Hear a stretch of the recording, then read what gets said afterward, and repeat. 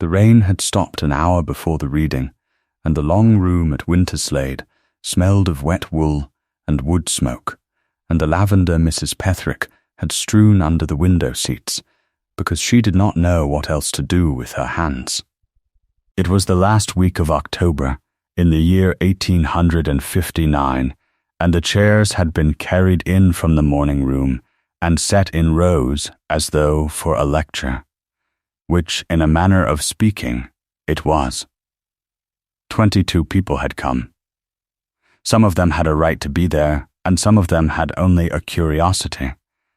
And Mr. Holloway, the Dorchester solicitor, had made no attempt to sort one from the other.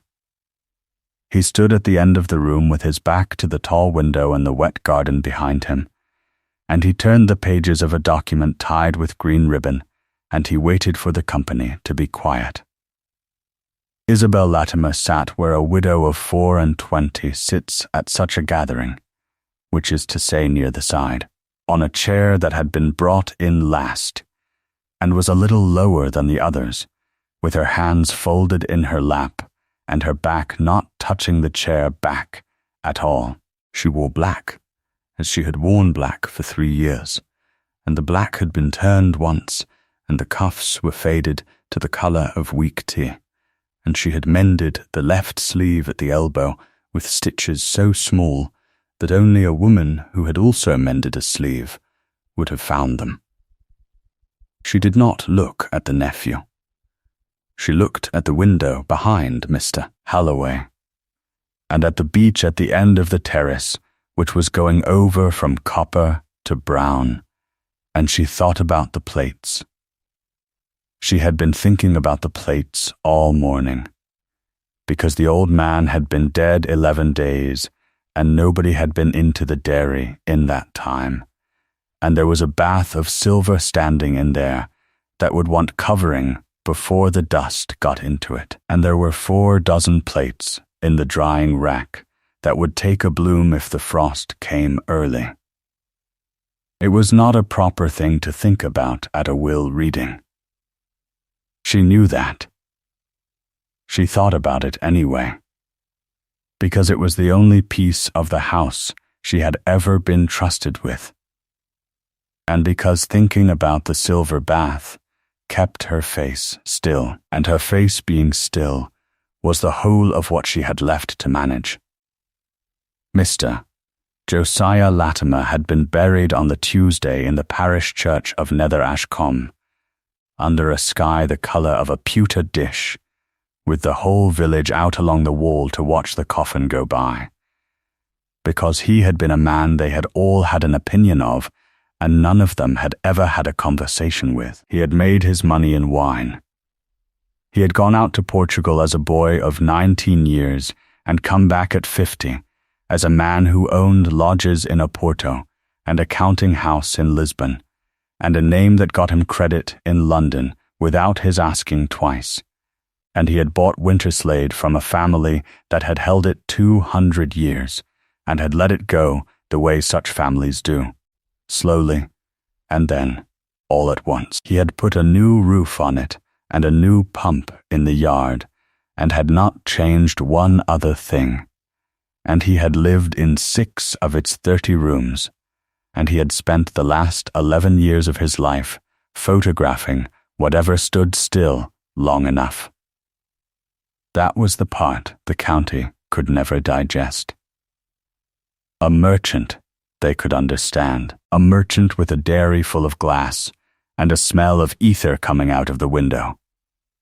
A merchant who would stop the carriage on the Dorchester road to make a picture of a gate. A merchant who kept a book in which every plate he had ever coated was numbered and dated in a hand like copperplate wire.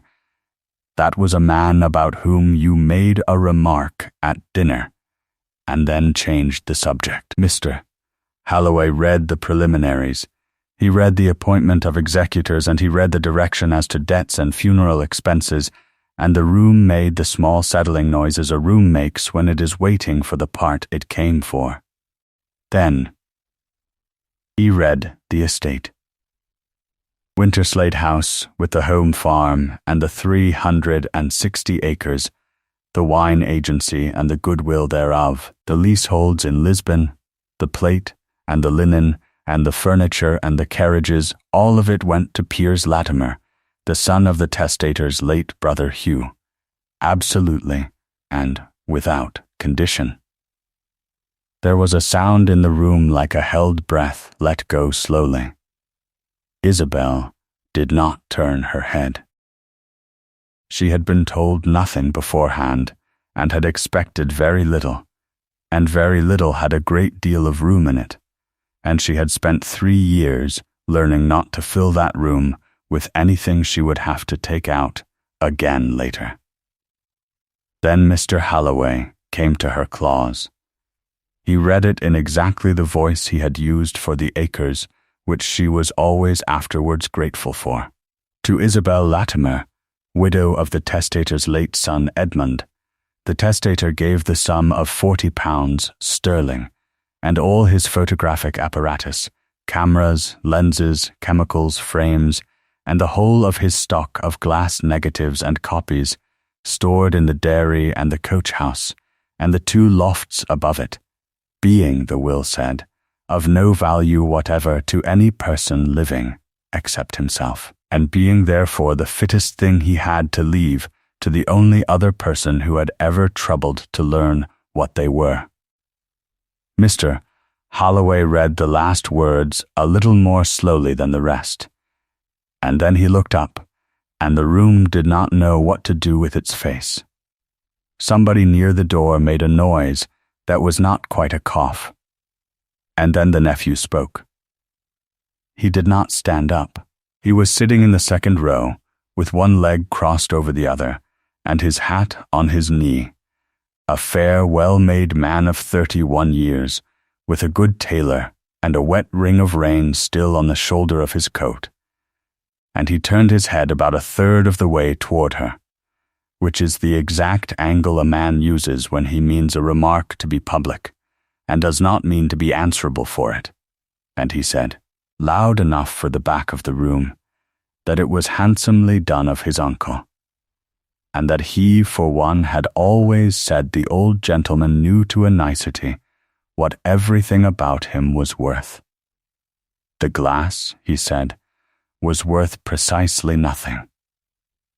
It had been worth nothing for 11 years, and it would be worth nothing for 11 more, and here it was going to the one member of the family who had spent her evenings holding a candle to it, and there was a justice in that which he found, he said, very nearly poetical. 2 gentlemen laughed, not cruelly. That was the thing about it that she remembered longest, and the thing she never afterwards tried to explain to anybody, because it could not be explained to a person who had not been in the room. They did not laugh cruelly. They laughed the way men laugh at a neat remark made about a matter that does not concern them, easily, with relief, glad that somebody had broken the silence. And then they looked down at their boots, and the laugh went out, and the room went on. His sister, Miss Augusta Latimer, put her glove to her mouth. Mrs. Petherick, standing by the door with her hands in her apron, went the colour of a brick. Mrs. Halloway looked at the nephew for rather a long moment over the top of the paper, and then went back to the residue. Isabel said nothing.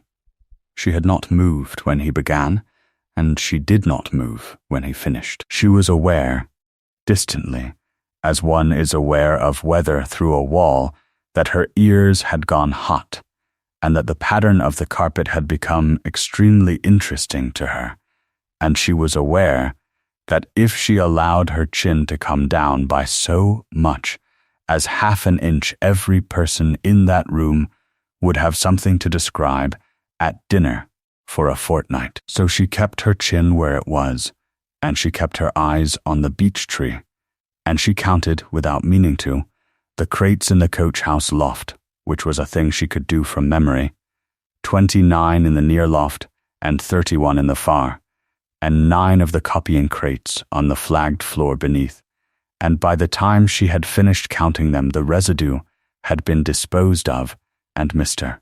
Holloway had folded the will, and the chairs were being pushed back.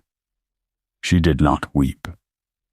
She had wept a great deal 3 years before at Sea News, in a house where nobody had come to sit with her, and she had learned in that fortnight everything she was ever going to learn about the usefulness of weeping in the presence of other people.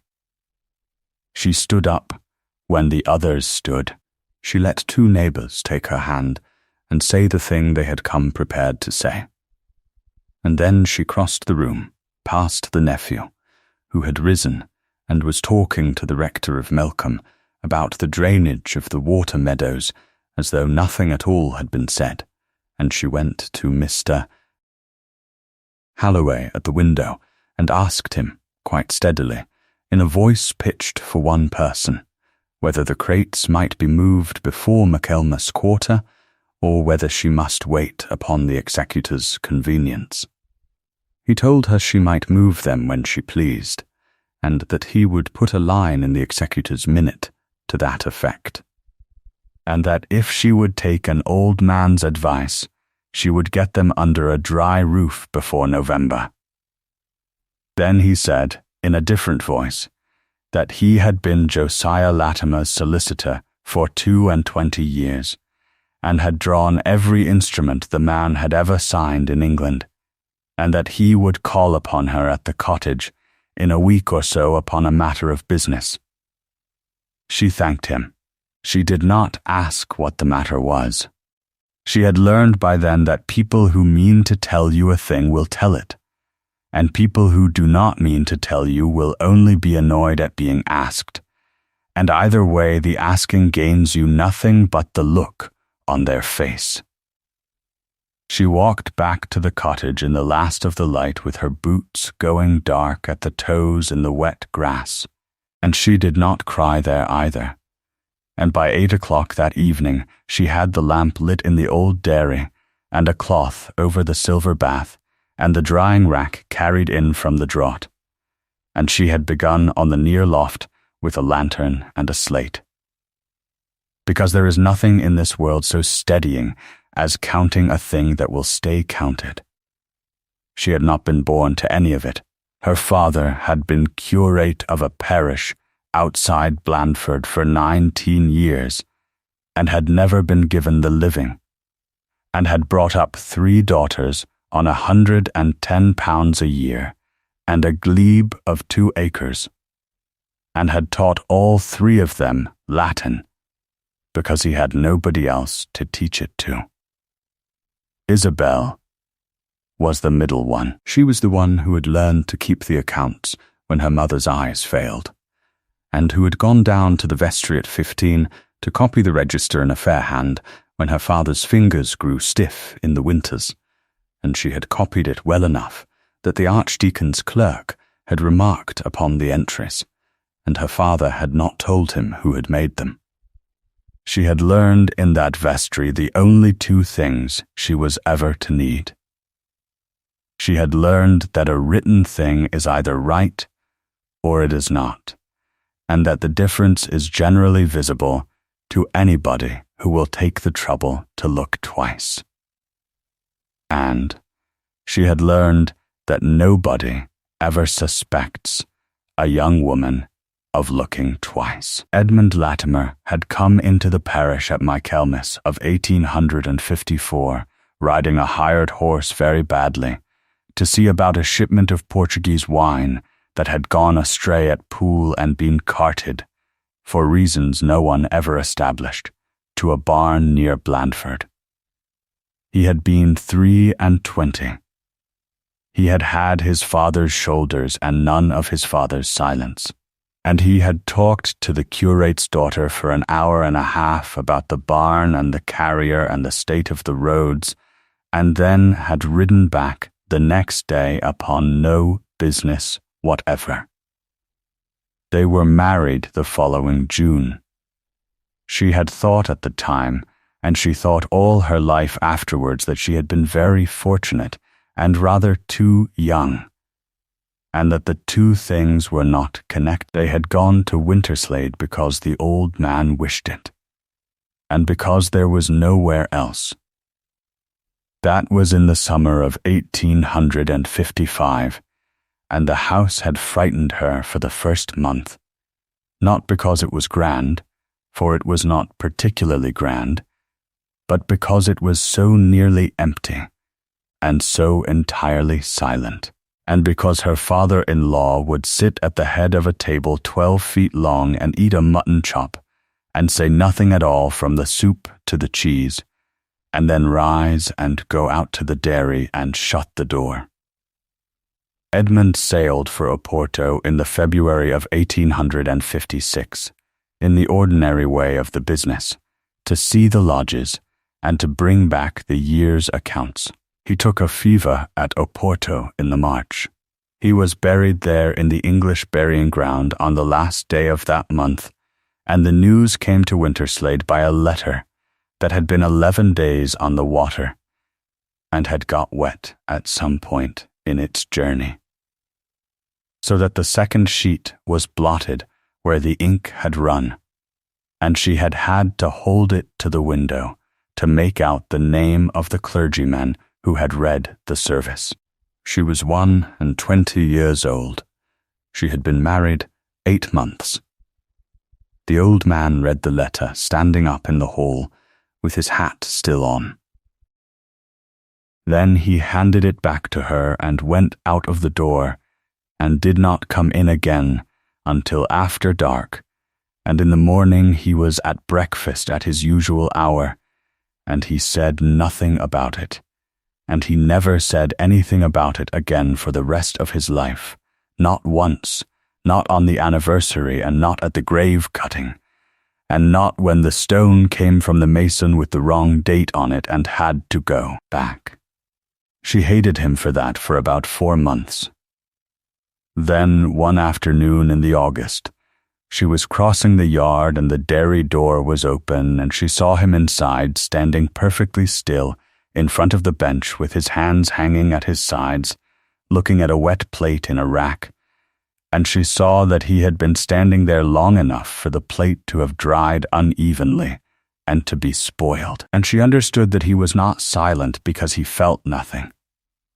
He was silent because he had no apparatus for it whatever, none, not a word, not a gesture, nothing but a bench and a bath of silver and a habit of numbering things. And she stopped hating him then and did not begin again. He caught her in the doorway that same afternoon. He did not tell her to go. He asked her, without turning round, whether she could see what was wrong with the plate. She said the sky end had gone thin. He asked her how she knew which end was the sky, since the whole thing was upside down and inside out, and looked like a window in a burnt house, and she said, because the dark part was the light part, and the thin part was where the light had been. And it took her a moment to hear what she had said, and it took him rather longer to answer. He said, "Come in and shut the door, you are letting the dust in." That was the whole of her invitation. She was in that dairy for the next 3.5 years, most days, at some hour or another, and in all that time he never once said that she was clever, and never once said that she was welcome. And both of those facts were perfectly plain to her every day she worked there. Because he gave her the keys of the chemical press in the November, which he had never given to any living creature. And because when he wanted a plate coated for a portrait that mattered, he stopped coating them himself. The house did not approve. Mrs. Petherick thought it unhealthy and said so to the kitchen, and the kitchen agreed, and the village had it within a month that the young widow up at Winterslade helped the old gentleman with his pictures, which in Nether Ashcombe was a sentence with an eyebrow in it.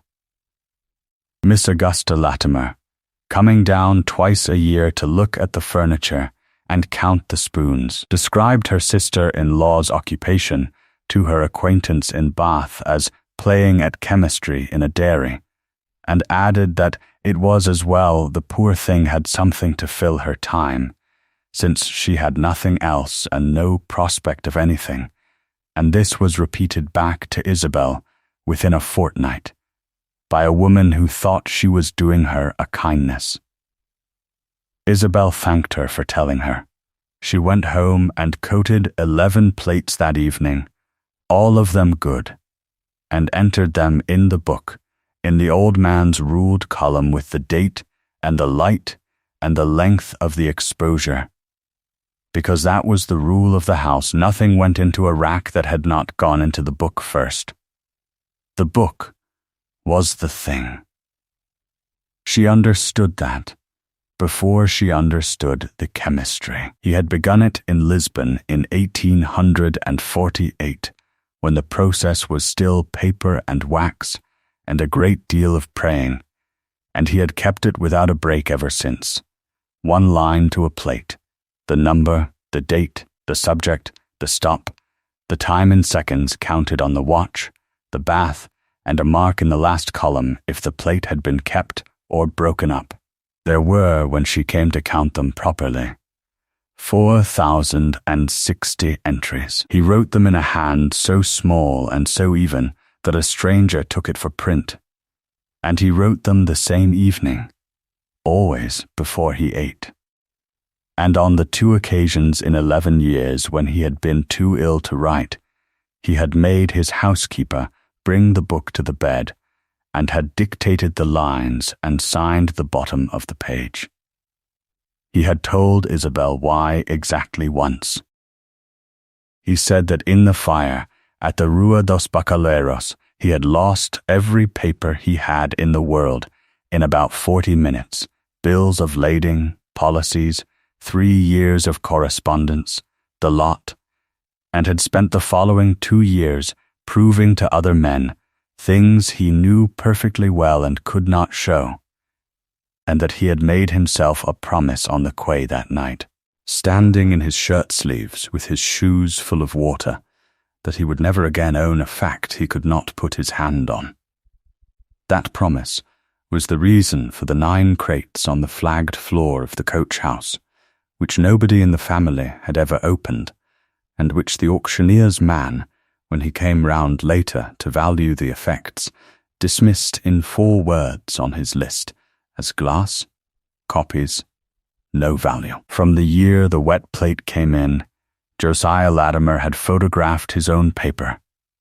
Not the pretty things, the dull things, bills of lading, charter parties, policies of insurance, the annual accounts of the lodges, the letters that mattered and the letters that might come to matter, laid flat on a board in the yard on a bright day, with a strip of lead along the top edge to keep them from lifting, and copied plate by plate, and every plate numbered and entered and put away in a crate with a slip of card in his hand, giving the range of numbers it held. He had 140 of the copying plates from the year of the customs dispute alone. He never looked at them again. That was not the point. The point, he told her once, was that they existed, and that a man who knows a thing exists argues differently from a man who hopes it does. She learned the process itself in the ordinary way, which is to say badly, then adequately, then without thinking about it at all. Collodion first, poured on the middle of the plate and walked to the 4 corners by tilting the wrist, and the surplus run back into the bottle from the near corner, and the whole of it done in the time it takes to say a collect, because the film sets as it dries, and a slow hand leaves ridges like a tide line. The smell of the ether went into her clothes and stayed there, so that Mrs. Petherick could tell from across the kitchen whether she had been in the dairy. Then the silver bath in the dark, the plate lowered edgewise, in 1 movement, never in 2, and 30 counted with the lips not moving, and then the plate into the holder and the holder out into the world, and the whole of it, coating and sensitizing and exposing and developing, had to be done in about a quarter of an hour before the film dried and refused. That was what people never understood about it.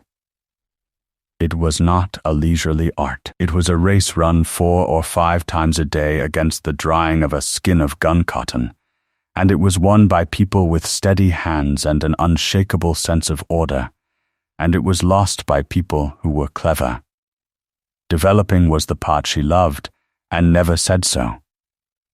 The pyrogallic acid poured across the exposed plate in one wave and rocked, and the image coming up out of nothing in the red light, backwards inside out, the black sky and the white leaves, and the moment where it was right exactly there, not a breath later, when you flooded it with water and stopped it, and it was fixed forever at the strength you had chosen. She was better at that moment than he was, and they both knew it by the second winter. He had the eye and she had the wrist and the nerve, and after a while he stopped standing at her shoulder for it, and she learned to read a negative. That was the thing that no one else in the house could do, and no one else in the county saw any reason to learn. A glass negative is not a picture. It is a picture's contradiction, everything reversed in tone, and, if you look through the film side, reversed in hand as well. And to most people, it is a smeared grey window with a ghost in it. To Isabel Latimer, by the spring of 1857, it was as plain as a page of print. She could hold a plate up to the north window and tell you the hour of the day it had been taken from the way the shadow lay on a wall. She could tell you the season from the state of the trees, when the trees were only a smoke of grey along the top edge. She could tell you whether a man had moved during the exposure, and how long the exposure had run, and whether the plate had been coated in a warm room or a cold one. And she could read a line of writing photographed on glass, backwards and pale on dark, at the speed she read a newspaper, because she had spent 9 months copying documents onto plates for a man who checked every one before it, went into the crate and sent it back if a single word had gone soft. He tested her with it, in his way, which was never announced and never kind and never once unfair. He would hand her a plate out of a crate, with the slip covered, and ask her what it was. She would look at it against the window for a moment and say, "The 3rd page of a policy, the Oporto office, and it was made in the yard here and not in Lisbon." And he would ask how she knew, and she would say because the lead strip is on the wrong edge, and because you can see the shadow of the pump handle across the corner of the board. He would grunt and put it back. That was the whole of the praise available in that house, and she came to find it perfectly sufficient. There was one more habit of his, and it was the habit that all the rest of this turns upon, and it was so small that nobody who ever saw it thought about it twice. When a plate was finished and varnished, he scratched its number into the varnish at the lower corner with the point of a pin, together with the day and the month and the year in figures, in his own hand, in reverse, so that it would come out the right way round when the plate was printed. He did it because in the fire he had learned to hate loose paper, and a slip of card can be moved from one crate to another by a careless hand, but a number cut into the varnish of a plate stays with that plate until the plate is broken. He did it to every plate he ever finished, from 1849 onward. He did it to the plates of the invoices, and he did it to the plates of the beech tree at the end of the terrace, and he did it to the plates of the faces. The faces were the other crates, the ones in the lofts. He photographed everybody who came to that house. Everybody, without exception, for 11 years. The vicar, the churchwardens, the tenants at the audit, the wine agents up from Southampton, the man who came about the pump, the girl who brought the eggs on a Friday, the county people who came once out of curiosity and did not come twice. He had a chair he put them in, on the terrace on the south front, with the balustrade at their back, and the ground falling away behind, and the tower of Nether Ashcombe Church standing up over the trees at exactly the height of a seated man's shoulder. And that was where he made them sit, because that was where the light was good from 11 until 3. There were 411 portraits made in that chair. Every one of them was in the book with the date against it. And every one of them had the date cut into the varnish at the corner in the old man's reversed hand, and every one of them had that tower in the background over the sitter's shoulder, going in and out of leaf, in fog and in glare, for 11 years.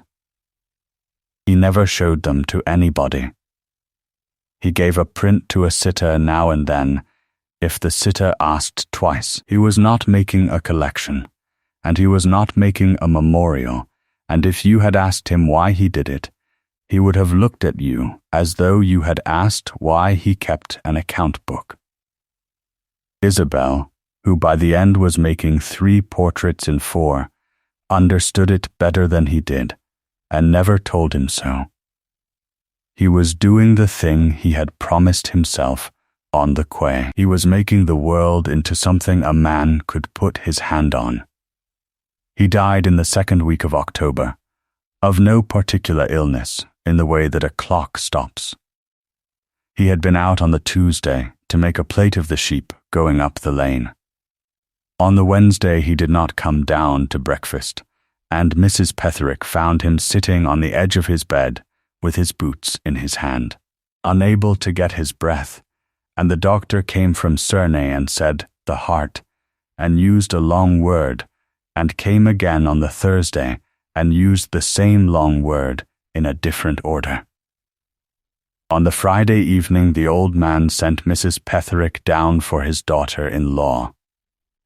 Isabel came up with her sleeves still turned back, and her hands smelling of hypo. He was propped high on 3 pillows, and the room was too hot, and the fire had been built up by somebody who had never been ill. He looked at her for a while. Then he asked whether the plates of the Tuesday sheep had come out. She said 2 of the 4, and the best of them was the one made from the gate, and she had put it in the rack. He nodded. He said, "That will do then," and closed his eyes, and she thought he had gone to sleep, and she was halfway to the door when he said her name. He said her name, which he had used perhaps a dozen times in 4 years, and then he said that the iron box was in the closet under the stair, and that Holloway had the key of it, and that she was to remember that it was in the closet under the stair. She said she would remember. He said it again anyway, the closet under the stair, and then he said something else, in a voice that had gone down to almost nothing, about the nephew, and she bent close to hear it and got only the one word, and the word was patient. Whether he meant that the nephew was patient, or that she was to be, or that patience was a thing he was recommending in general to a room that no longer contained anybody who could take advice, she never knew, and she thought about it for a great many years afterwards. He died on the Sunday morning while the bells were going for the early service. Mr. Holloway came to the cottage on a Thursday in the 1st week of November, in a gig, with his clerk, and he sat in the one good chair with his hat on his knees and his boots dripping onto the flags, and he told her, in the flat way of a man reading a report he does not like, that there was a difficulty about the will. The instrument he had read at Winterslade was not the instrument he had drawn. That was the first thing. He had drawn a will for Josiah Latimer in the June of 1850, 3 days after the marriage settlement, and it had been executed in the library at Winterslade in his presence, and he had a memorandum of it in his own hand in his office at Dorchester, an abstract of the clauses made at the time, as any careful man makes one. That will had been taken away by the testator and put in the iron box, which was a japanned deed box of the ordinary sort, and the testator had kept the box, and Mr. Holloway had kept a key. What Mr. Holloway had read in the long room was a later paper altogether. It was a will of 1 sheet and a half, dated at Lisbon on the 9th day of March, in the year 1858, written in a clerkly Portuguese hand upon paper, bearing a Lisbon stamp, and signed at the foot in what appeared to be Josiah Latimer's signature, and attested by 2 witnesses, one Manuel Sousa, tally clerk, and one Frederick Eales, described as a clerk in the counting house. It revoked all former wills. It gave everything to the nephew. It had been produced to Mr.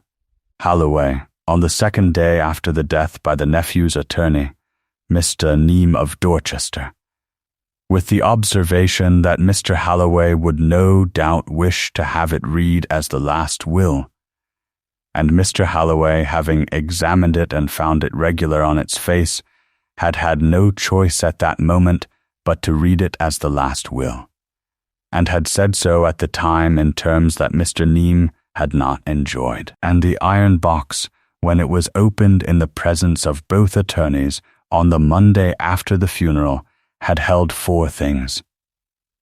It held the leases of the Lisbon warehouses, a bundle of receipts for the churchyard wall, a lock of hair in a paper marked in the old man's writing with a woman's name and a date more than 30 years old, and nothing else. There was no will of 1854 in it. There was no copy of it. There was a dent in the japanning of the lid, and a scratch on the lock plate that Mr. Holloway had drawn the attention of both attorneys to, and Mr. Neame had said pleasantly that deed boxes are commonly scratched, and had been perfectly right. Isabel asked him what the 54 will had said. He looked at her for a moment, and then took out his memorandum and read it to her, and she heard, sitting in a cottage with a wet floor and a fire that would not draw, that Josiah Latimer had given Winterslade House and the home farm and the lands to his son Edmund absolutely, and if his son should die in his lifetime without issue, then to his son's widow absolutely, in these words, which Mr. Holloway read twice, because she asked him to the woman who married my son, whether she be a widow of a month or of 40 years, because she came into this house with nothing, and has never once asked me for anything. And the will charged the estate with an annuity of £200 a year to his nephew, Piers Latimer, for his life, and with a legacy of £500 to the parish of Nether Ashcombe for the founding of a school, and it gave the wine agency to be sold and the proceeds divided. She did not say anything for a while. Miss Holloway, who had seen a good deal of human nature across a desk, sat and let her not say it. Then she asked what would happen. He told her the truth, which was not encouraging. The paper the nephew had produced was in possession, so to speak, of the field. To upset it, she would have to go to law, and going to law meant an action in the court of probate, and an action in the court of probate meant counsel and costs and a year of her life, and to have any hope in it she would have to prove 2 separate things. She would have to prove that the Lisbon paper was not what it pretended to be, and she would have to prove the contents of a will that no longer existed, which the law permitted a person to do, but only upon evidence of a strength that very few people ever had, since the ordinary way of proving a will is to produce it. His memorandum was evidence. It was not by itself evidence enough, being an abstract made by an interested professional man and not a copy signed by anybody. Beyond it there were the 2 attesting witnesses to the 54 will, who could swear that they had seen the testator sign a document. But a witness cannot swear to what was written on a page he did not read, and neither of the 2 had read it, and beyond that there was nothing. Who were the witnesses? She asked. The vicar, said Mr. Halloway. Mr. Duffield had signed first, and the second was one of the outdoor servants, a gardener of the name of Hannaford who wrote a good hand, and who had, he believed, been discharged in the summer along with half the outdoor staff when the nephew took the reins. She thanked him. She asked one more question, and afterwards she thought it had been the most useful question of her life, though at the time it was only tidiness. She asked whether it would help to know where the nephew had been on the 9th of March in 1858. Mr. Halloway said drily that it would help a great deal to know where the testator had been on the 9th of March in 1858, and that he had already made an enquiry of the Southampton packet office, and that the answer had been unhelpful, because Josiah Latimer had certainly been in Lisbon in that spring. He had gone out in the January and come back in the May, as he did most years, and Mr. Neame would have his passages proved in an afternoon. The old man had been where the paper said he was. That was the trouble. The paper was not a stupid forgery. It was a forgery that had waited for a year when the man was in the right city. He put the memorandum away and stood up and said that he would take instructions from her if she wished to give them, and that he would not press her, and that she should understand before she said anything that a suit of this kind was a fire that ate money. She had £40. He knew she had £40, since he had paid it to her himself.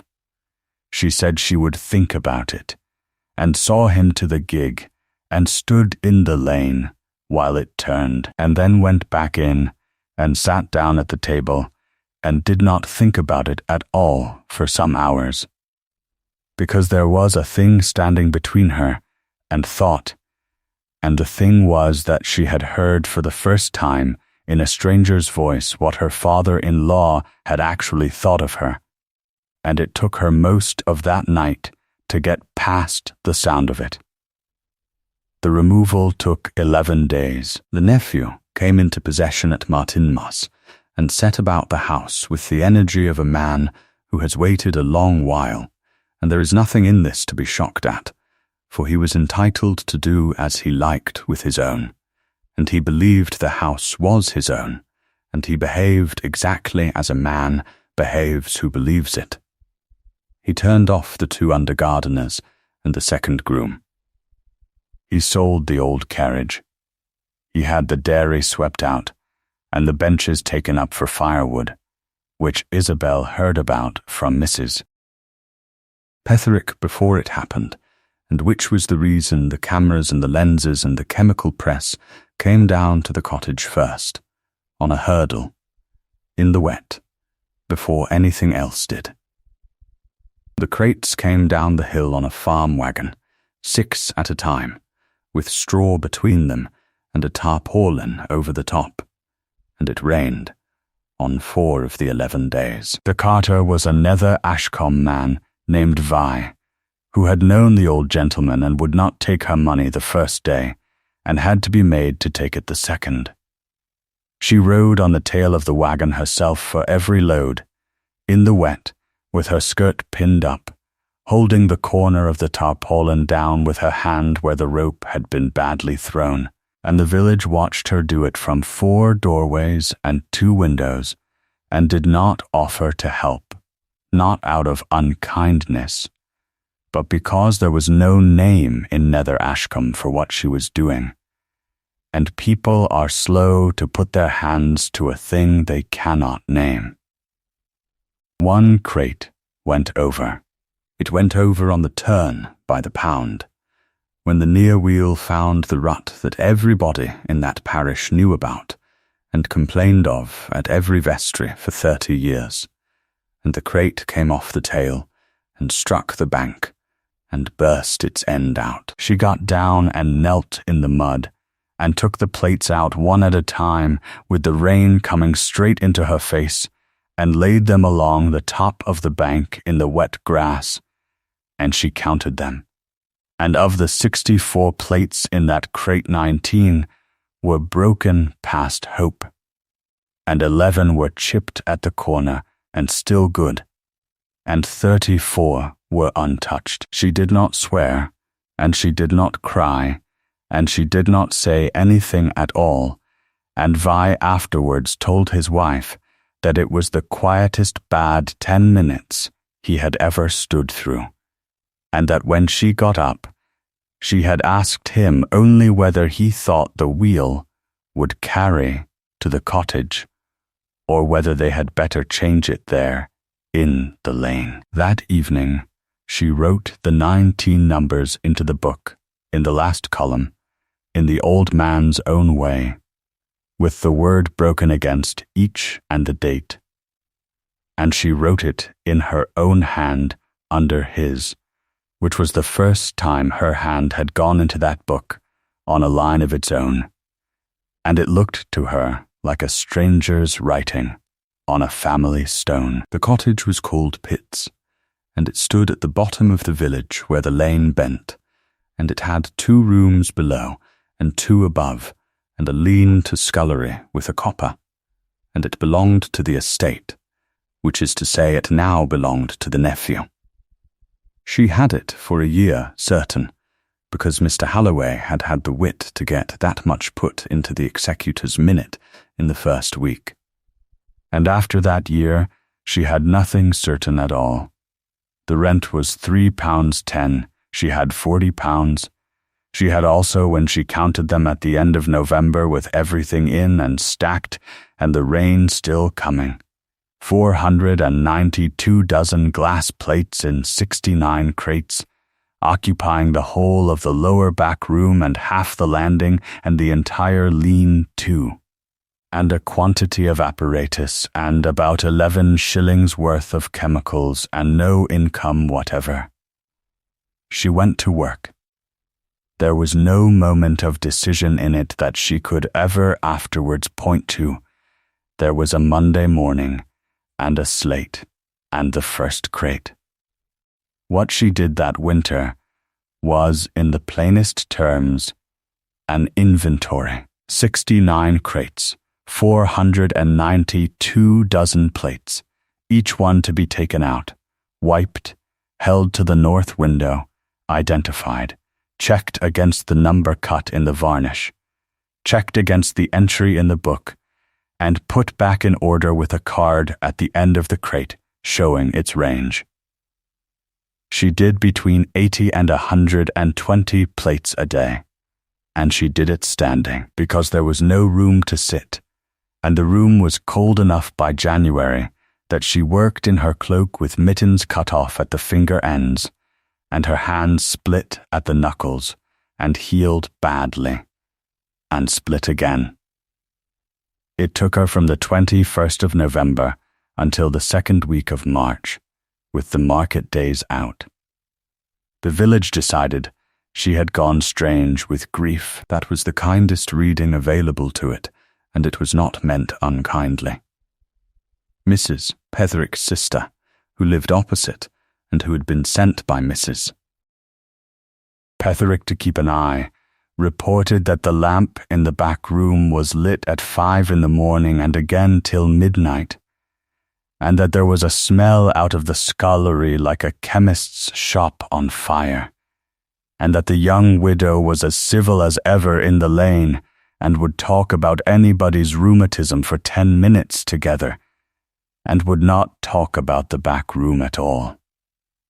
She had to have money. The £40 went the way money goes, in rent and coal and chemicals and carriage, and by the middle of December, she had begun to do the only thing she knew how to do that anybody would pay for.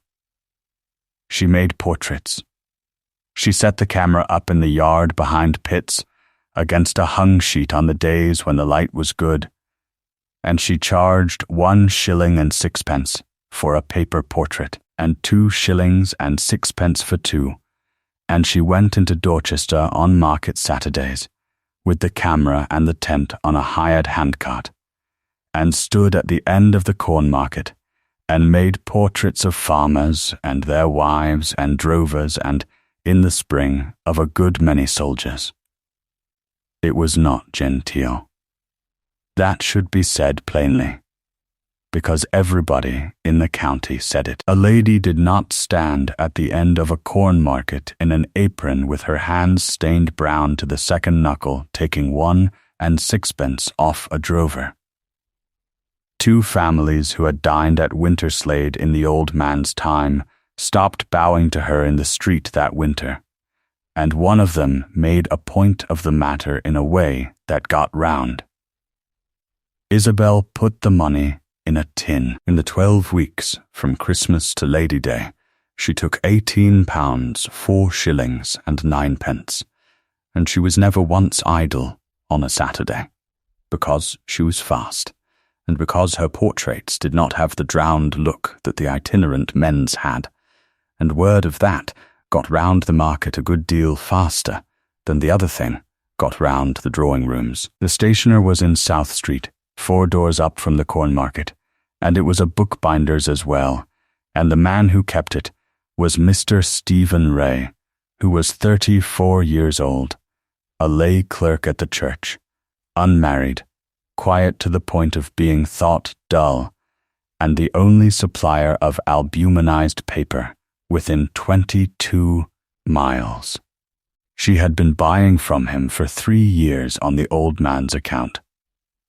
In the December she came in and asked him for the price of a quire, and asked also, without any fuss about it, whether he would put it down, or whether he would prefer she paid at the time, since her circumstances had altered. Mr. Ray said he would put it down. She said she should tell him that she could not promise a date. Mr. Ray said that he had carried Mr. Latimer's account at 90 days for 11 years, and that he did not propose to insult the family by shortening it now, and then he wrapped the quire in brown paper and tied it, and asked whether she had found a way to keep the frames from fogging at the edge in this damp, and they talked about frames for a quarter of an hour, and she went out into the street feeling steadier than she had felt in a month, and quite unable to say why. That was the whole of it, between them, for a year and a half. He never called at Pitt's. He never sent anything she had not ordered. He never once said a word to her about her situation, or about the nephew, or about the law, and when other people in that town said such words to her, as they liked to do, with their heads on one side, he was noticeably the one man in Dorchester who did not. What he did instead was keep 2 reams of the good riv paper back under the counter from the March order, because the price was going up in the April, and tell her about it in the flattest voice imaginable, as a matter of trade. The offer came in the January, and it came, as such things do, from the front and in the open. The nephew rode down to Pitt's himself on a Tuesday with his sister beside him on a hired mare, and they did not get down. He sat in the lane and looked at the cottage and said that he had a proposal to make her that he thought handsome. He had it in mind, he said, to glaze the melon frames and the long range on the south wall at Winterslade, which the old man had let go to ruin, and glass was glass. He would take the whole of it off her hands, every crate at 3 the pound weight, sight unseen, and send the wagons himself and save her the trouble of a store. He fancied it would come to something between 11 and 14 pounds, which, he observed, was rather more than nothing, and nothing was what the stuff was presently earning her. There were people in the lane.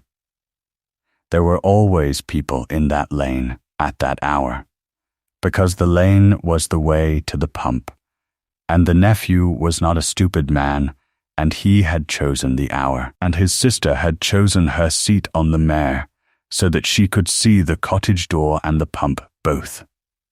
Isabel came out with her sleeves turned back and a plate cloth in her hand, and stood on her own step, and heard the whole of the proposal without interrupting it.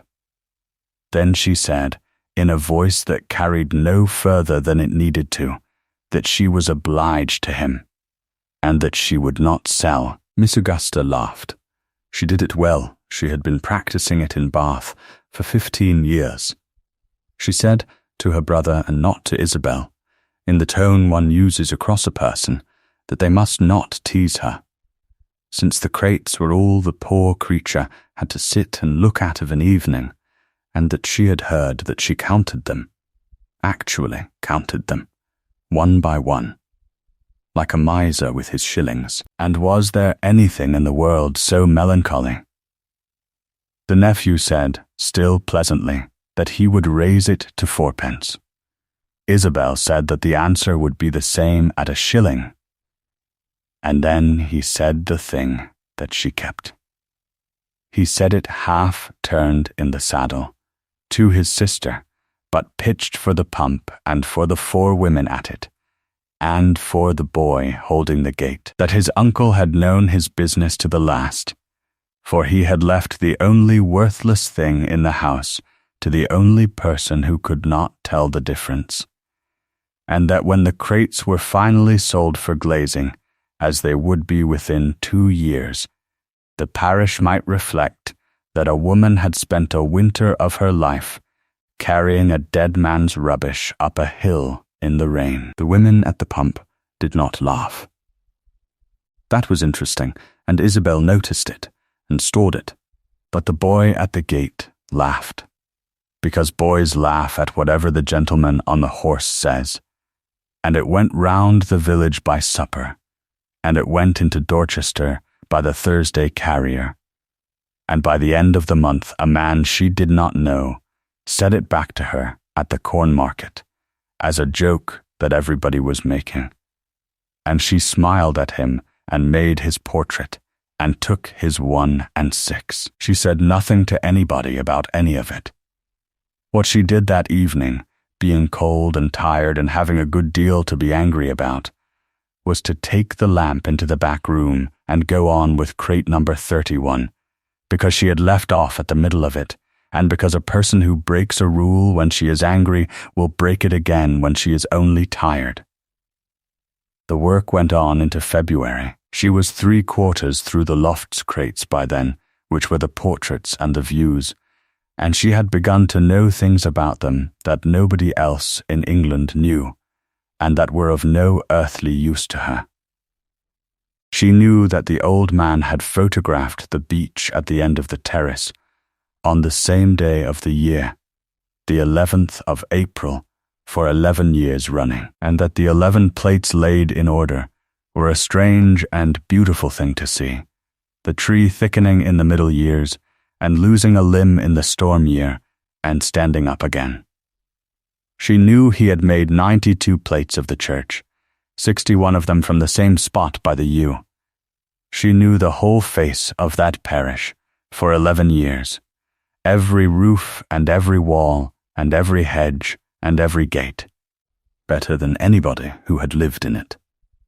And she knew, by the 2nd week of February, every one of the 411 portraits made in the chair on the terrace, because she had held them all up to the north window, one after another, and had checked the number and the date cut in the varnish against the entry in the book. 411 faces, seated, with the balustrade behind and the ground falling away, and the tower of Nether Ashcombe Church standing up over the trees at the height of a seated man's shoulder. She noticed the scaffold on a Tuesday afternoon and thought nothing whatever of it. It was in a plate of a stout gentleman in a check waistcoat, a wine agent from Southampton, and behind his shoulder the tower had a cage of poles round its top stage, and a hoist arm out at the corner, and a dark line where the parapet had been taken off. She looked at it a moment, because it was a change in a thing she had come to know very well, and she turned the plate and read the date cut in the corner, and she thought, they were at the tower that spring then. The mason's men were up there in the march. And she wrote the entry off against the book, and put the plate back in the crate, and reached for the next one, which was a woman with a child on her knee, and the tower behind that one had the cage on it too. She came on 11 more that fortnight, with the scaffold in them, and the scaffold was up in all of them, and down in the plates on either side of them in number order, and by the end of it, she had it fixed in her head as a fact about that spring. The way one knows without trying that the year of the great snow was the year the mare was lame. Then she finished the loft crates, and went on to the copying crates on the 9th of March, which was a coincidence she did not notice until much later, and which she never afterwards mentioned to anybody, because it sounded like something out of a novel, and she had a horror of that. The copying crates were the dullest work she had ever done in her life. 9 crates of paper photographed flat on a board, bills of lading in Portuguese, policies of insurance in the round hand of a London office, 6 years of the lodge accounts, letters from a firm at Cadiz about a disputed cargo, the whole of the correspondence in the customs business of 1852, which came to 140 plates, and was, page by page, the most tedious document ever composed by man. She read the first of each, and the last of each, and checked the numbers, and went on. It was 3 weeks of standing in a cold room, reading other people's invoices backwards.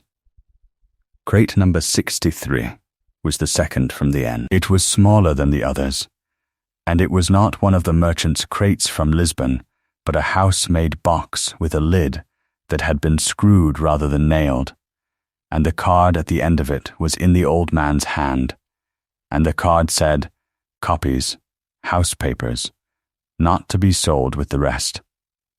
There were 17 plates in it. She took the first one out and held it to the window, and it was a page of a legal instrument in an engrossing clerk's hand, the long practiced script of a solicitor's office, black on the glass where the paper had been white, and she read the first 4 lines of it with the ease of a woman who had been writing backwards for 3 years. And then she stopped and read them again with her hand quite still, and her breath gone out of her.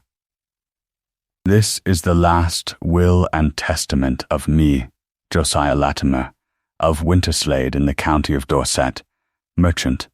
She stood there for a long moment. Then she did a thing which she was afterwards rather proud of. She did not scrabble through the other 16.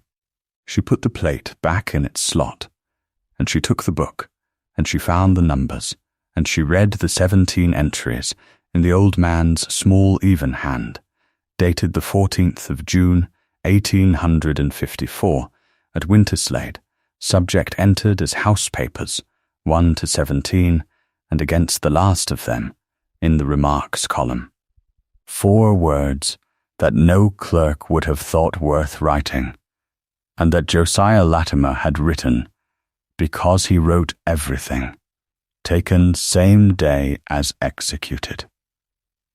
She printed them that night. It was the wrong time to print, since printing wants sun and there is no sun at 9 in the evening in March. But there was a thing she could do with a frame and a lamp, and a great deal of patience which the trade called a weak print, and which she had used 100 times for reading a plate she could not read on the glass, and she did it 17 times over, and it took her until 3 in the morning, and she pinned each sheet to the wall of the back room as it came, in order, with the damp still on it. Then she stood in front of the wall with the lamp in her hand, and read her father-in-law's will. It was as Mr. Halloway had said, word for word in the substance, and a great deal more than he had said in the manner, because a solicitor's memorandum keeps the clauses and throws away the man. The house and the home farm and the lands to his son Edmund, absolutely. Then the clause that Mr. Halloway had read to her twice in the cottage, standing now on the wall in front of her in an engrossing clerk's black letters, that if his son should die in his lifetime, without issue the whole, should go to his son's widow absolutely, to the woman who married my son, whether she be a widow of a month or of 40 years, because she came into this house with nothing, and has never once asked me for anything. The annuity of £200 a year to his nephew Piers Latimer for his life, charged upon the land. The £500 to the parish of Nether Ashcombe, for the founding and endowing of a school for the children of the tenants and labourers, with a direction that girls should be taught in it upon the same terms as boys, which was not a common direction in that county in that year. The wine agency to be sold. The plate and the linen to his nephew's sister. Small legacies to the servants by name, Petherick, Hannaford, Vi, £6 each, and a suit of mourning. And at the end, on the 17th plate, the attestation clause, and beneath it the signature, Josiah Latimer, in the hand she knew better than she knew her own.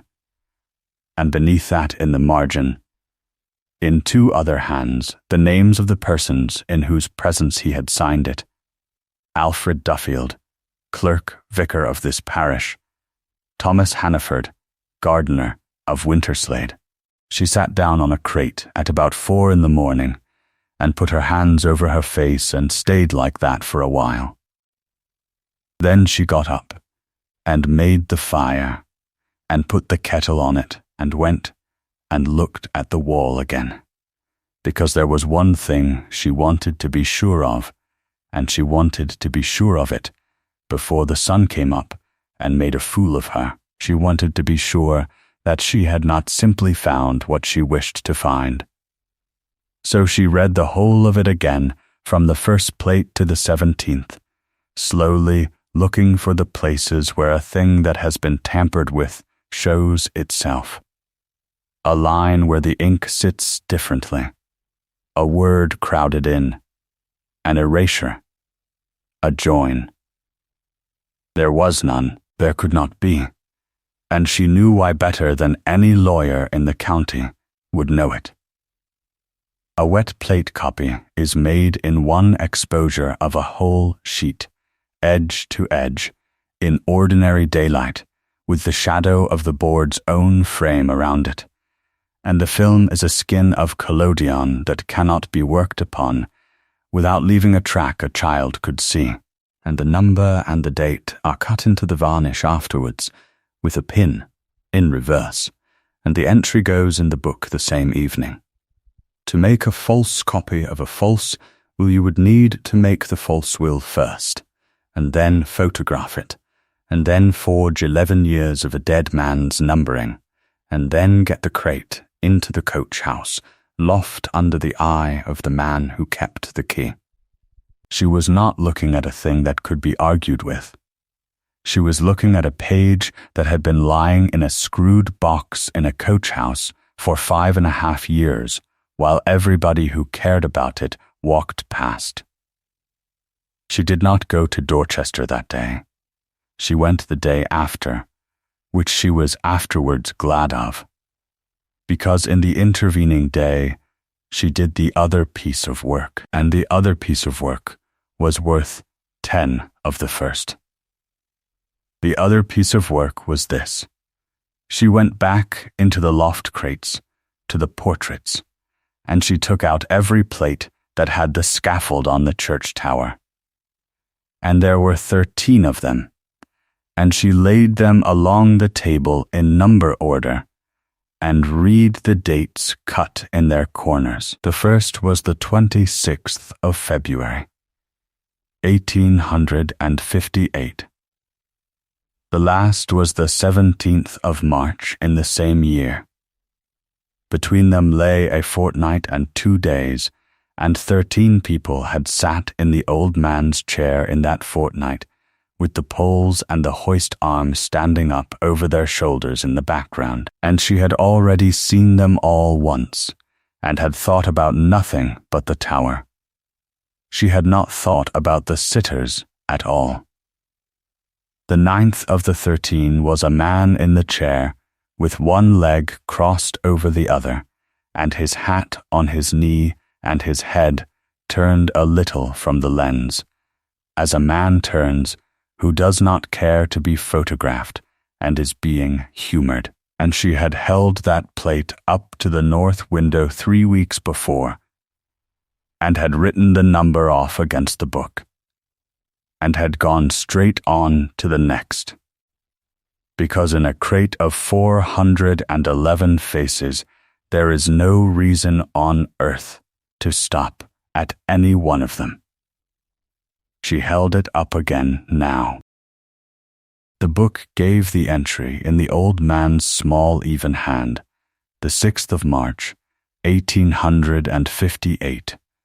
The chair, the south terrace, light thin, 11 seconds, and in the subject column, 3 words, "My nephew Piers."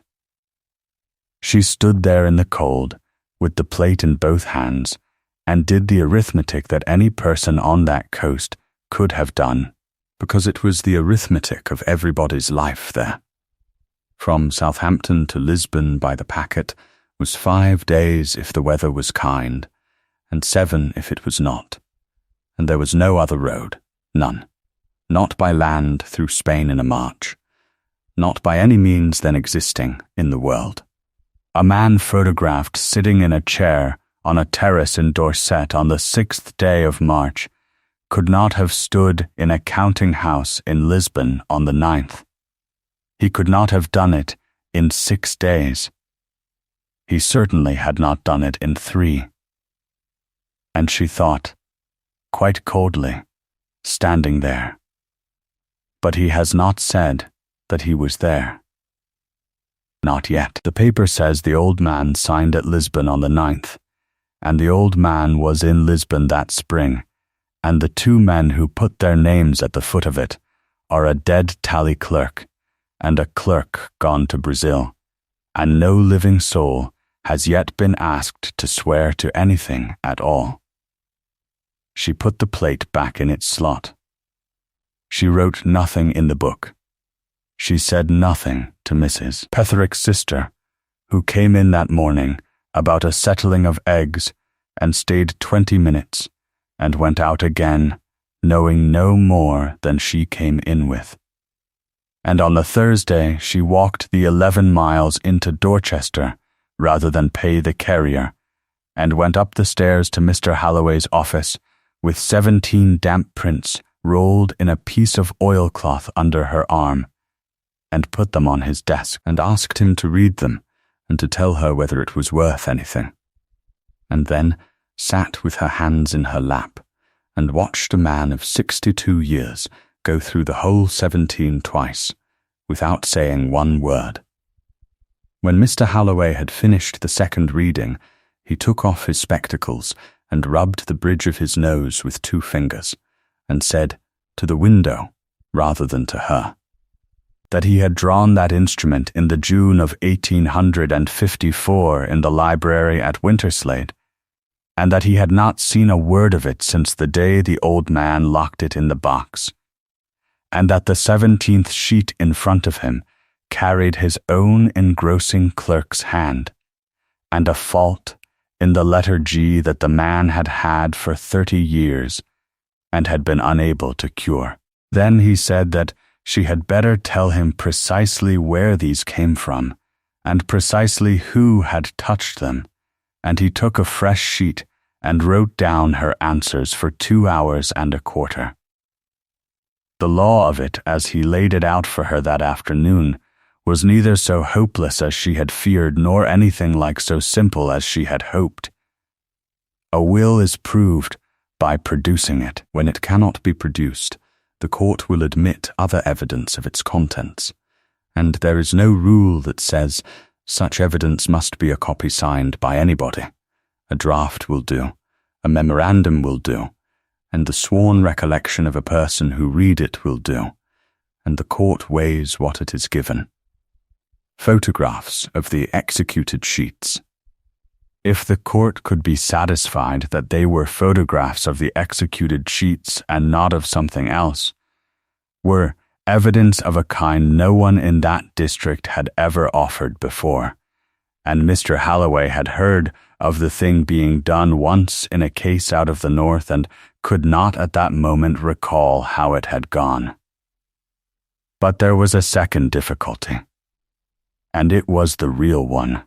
Where a will was last known to be in the testator's own possession and cannot be found at his death, the law presumes that he destroyed it himself with the intention of revoking it.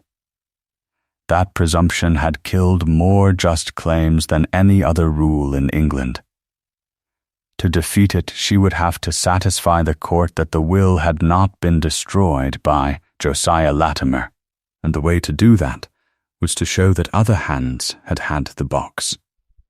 The box had stood in a closet under the stair in a house full of servants. The old man had died on a Sunday morning, and the nephew had come in on the Sunday afternoon and had asked Mrs. Petherick for the keys of the house that same evening, and there was a scratch on the lock plate. And Mr. Halloway had made a note of the scratch on the day and, being the man he was, had also made his clerk make a note. And there was the Lisbon paper itself, which would have to be dealt with, because so long as it stood the court would never come to the 54 will at all. She asked him how a paper like that is broken. He said, by its own witnesses, generally, and if not by them, then by the man who profits from it, who will, as a rule, swear one sentence too many. She sat quiet for a while after that. Then she told him about the 13 plates and the scaffold and the 9th of them, and she told it very plainly, in the order in which she had found it, and she showed him nothing, because she had brought nothing to show. Mr. Holloway asked her 3 questions. He asked whether the date was in the old man's hand, and where it was written. She said it was cut into the varnish at the corner with a pin, in reverse, and also entered in the book the same evening.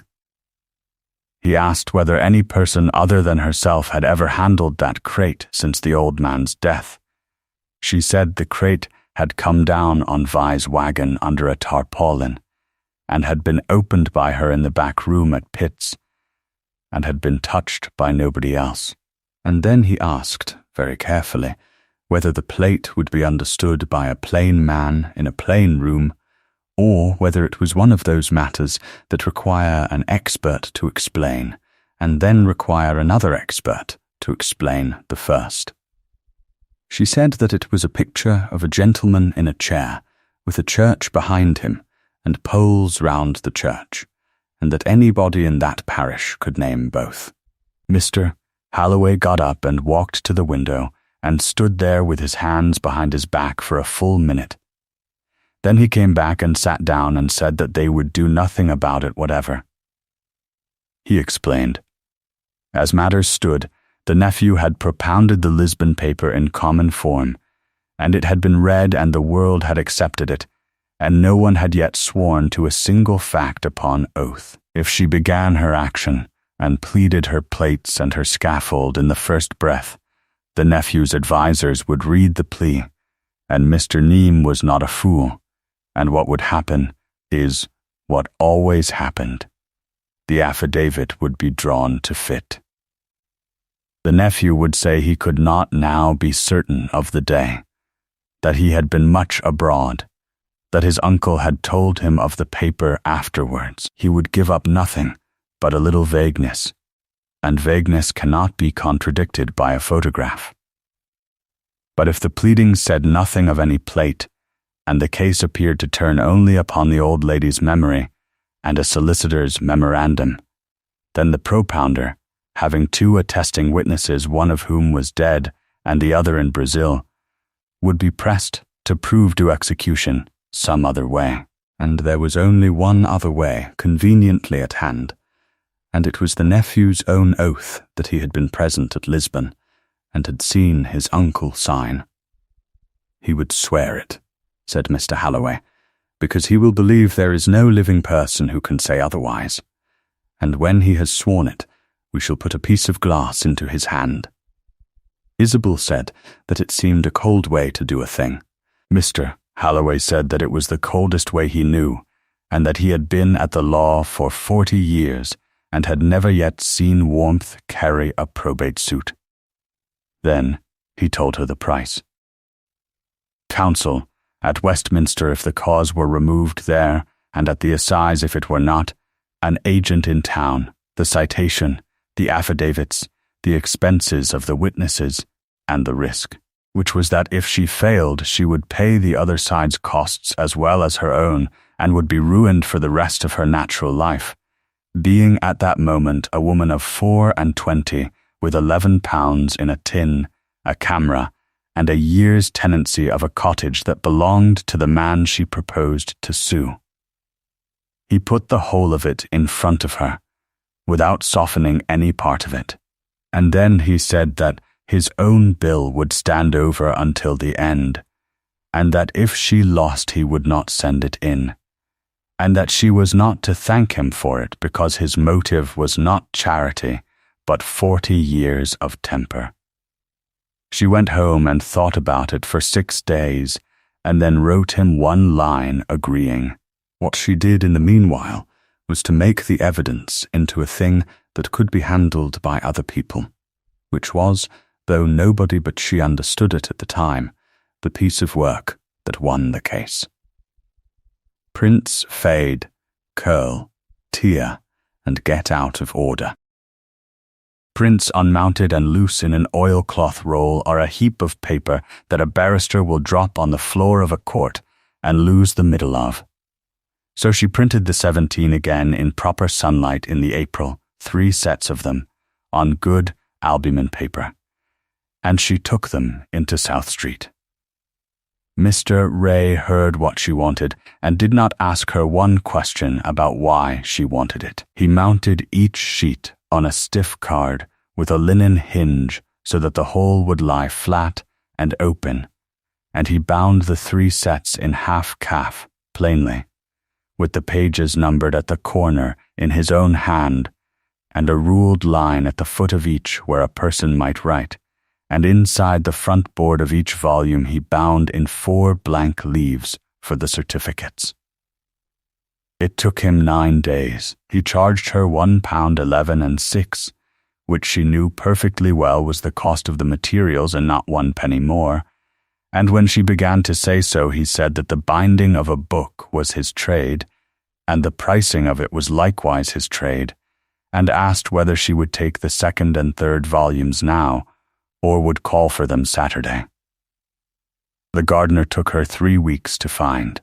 Hannaford had gone from Winterslade at midsummer with the rest of the outdoor men, and had drifted, as such men do, to a nursery garden at Wareham, and she walked out to him on an April morning between 2 frames of seedlings, and found a grey man of 58 with a bad shoulder, who did not at first recall her, and then did, and took his hat off and stood holding it. She asked him whether he remembered being called into the library at Winterslade in the June of 1854 to put his name to a paper.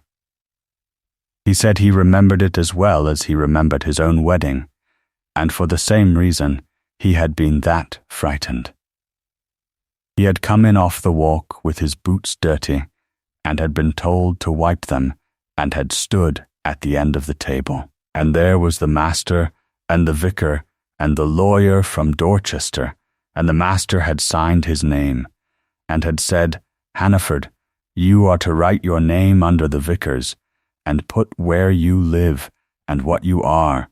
And he had said, "Sir, I write a poor hand." And the master had said, "You write a better hand than any man on this place, and I have seen it on the seed lists." And he had written it, and his hand had shaken, and there was a blot at the end of the R in Hannaford, which he had been ashamed of at the time. Isabel said nothing at all about a blot. She thanked him, and asked whether he would say all that upon his oath to a lawyer, and he said he would say it to the Queen if the Queen wanted it. And then he asked, in the awkward way of a man raising a thing he has thought about a great deal, whether it was true what they said in Wareham, that the young widow was gone to law against the nephew, and she said it was true. He said, "Then I hope you take the roof off him, madam, and I ask your pardon." The vicar was easier and harder. Mr. Duffield was 69, and had been at Nether Ashcombe 31 years, and had no more doubt about his own signature than about his own name, and no doubt at all that he had witnessed a will for Josiah Latimer, and no earthly recollection of one syllable that was written in it, because he had done what every honest witness does, which is to look away. He was also, as he told her with a good deal of unhappiness in his face, a man with a living in the gift of the estate, and the estate at that moment was the nephew.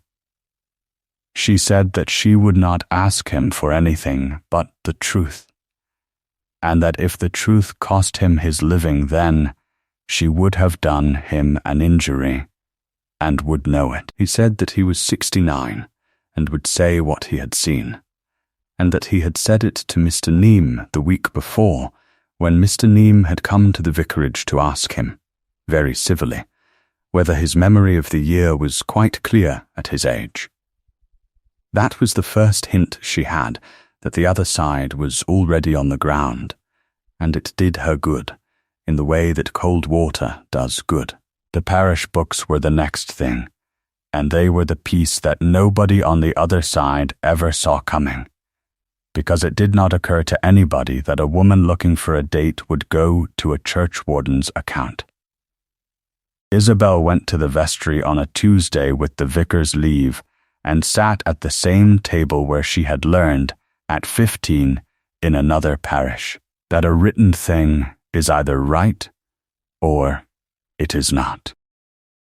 The tower of Nether Ashcombe had been refaced at its top stage in the spring of 1858, the parapet being decayed, upon a faculty granted in the January, and the work had been done by James Sturmey, mason, of Cerne, under articles of agreement in writing signed by the churchwardens and by Sturmey, and preserved in the vestry chest with the faculty.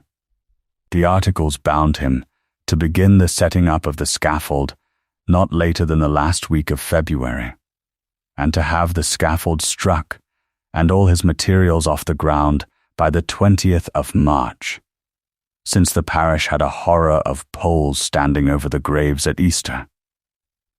The churchwarden's accounts entered the payments in 3 instalments, and gave the dates of them, and in the loose papers with the articles there was a note in the senior warden's hand recording that the weathercock had been taken down on the 25th of February and set up again on the 18th of March, and that it had been found much wasted at the spindle. 24 days from the 25th of February to the 18th of March in that year, and in no other year in the history of that parish, the tower of Nether Ashcombe stood with a cage of poles about its top stage, a hoist arm at the corner, no parapet and no weathercock, and the whole of it was written down in a book kept by 2 farmers and signed by a mason, and every word of it lay in a chest in a vestry with a key that hung on a nail, and not one line of it had anything to do with Isabel Latimer or with any picture ever made.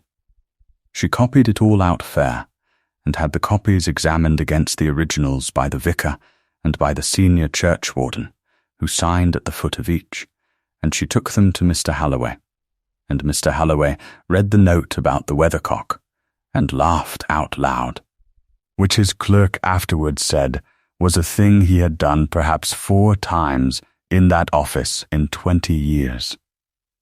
The last of it was the man from Weymouth. Mr. Halloway had said, and said several times, that they would want a person whom a court would hear on the question of whether a photograph on glass could be tampered with, and that the person must be respectable and must have nothing whatever to do with her. He found Mr. Cudlip, who kept a photographic establishment on the Esplanade at Weymouth, who had been in the business since the daguerreotype, and had exhibited at the Crystal Palace, and had a manner in a witness box that Mr. Halloway described, with satisfaction, as insufferable. Mr. Cudlip came over to Pitt's in the May, and spent a day and a half at it.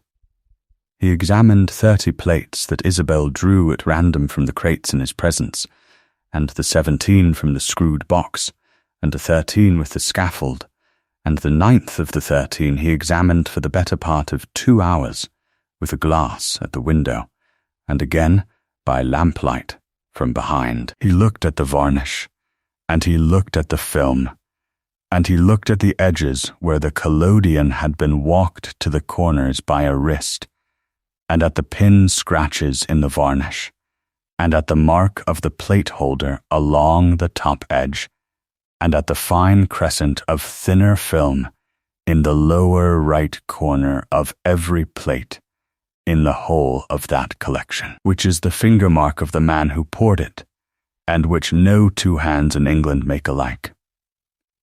Then he sat in the kitchen at Pitt's and drank his tea, and said what he was afterwards to say on his oath, in a good deal more words, that these were wet collodion negatives of the ordinary commercial kind, made over a period of years by one hand, with one manner of pouring, that the numbers and dates in the varnish were cut with a pin from the back after varnishing, in reverse, by a person accustomed to doing it, and could not be altered without leaving a bright rag under a glass, and had not been altered in any plate he had seen, that a negative cannot have a figure added to it or taken out of it without the alteration being visible to any competent man in a moment, and that in his professional opinion the plate of the gentleman in the chair had come out of the same box of glass and the same bottle of collodion, and the same silver bath as the 4 plates on either side of it in the numbering, which he could tell by the fog at the corners, and that if any man in England cared to dispute it, he might come to Weymouth and be shown. The citation went out of the registry in the June, and after that there was no more privacy in her life for 14 months.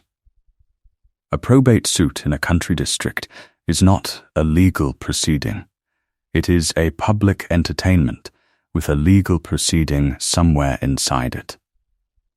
Within a week of the citation being served, the thing was in every parlour between Cerne and the sea, and the version that travelled was not the version that was true, because the true one was too dull. The version that travelled was that the widow at Pitt's had turned savage, and was suing the heir of Winterslade upon the strength of some pictures, and the county divided upon it about as you would expect, which is to say that the people who had never been inside Winterslade were for her, and the people who had dined there were for him, with a handful of exceptions on both sides who were merely curious. Mr. Nemi came down to Pitt's in the July. He came on foot from the Winterslade Lodge with his hat in his hand, and he was, to do him justice, perfectly courteous. And he had a proposal, and the proposal was better than the last one by a good deal. His client, he said, felt the awkwardness of the family's position and had no desire whatever to see his uncle's son's widow in want.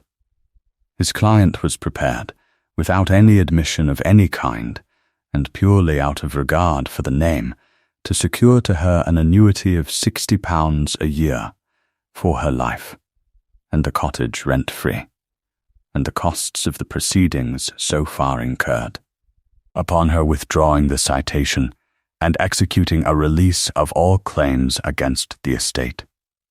£60 a year.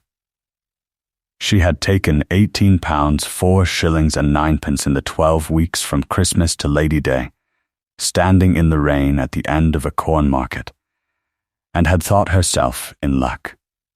She asked him one question. She asked whether the release would extend to the glass. Mr. Neame said that it would extend to all claims and all property, and that his client would naturally expect the crates to be delivered up with the release, as being the property of the estate in any event upon the true construction of the paper of 1858, which said nothing about them. She said that she was obliged to him for coming so far in the heat, and that the answer was no. He asked her, at the gate, not unkindly, whether she understood that if she failed, she would be liable for costs which would amount to more than she could earn in 20 years, and she said that she understood it, and that Mr. Halloway had explained it to her twice, and had written it in a letter. And Mr. Neame said, "Well, madam," and put his hat on, and walked back up the hill.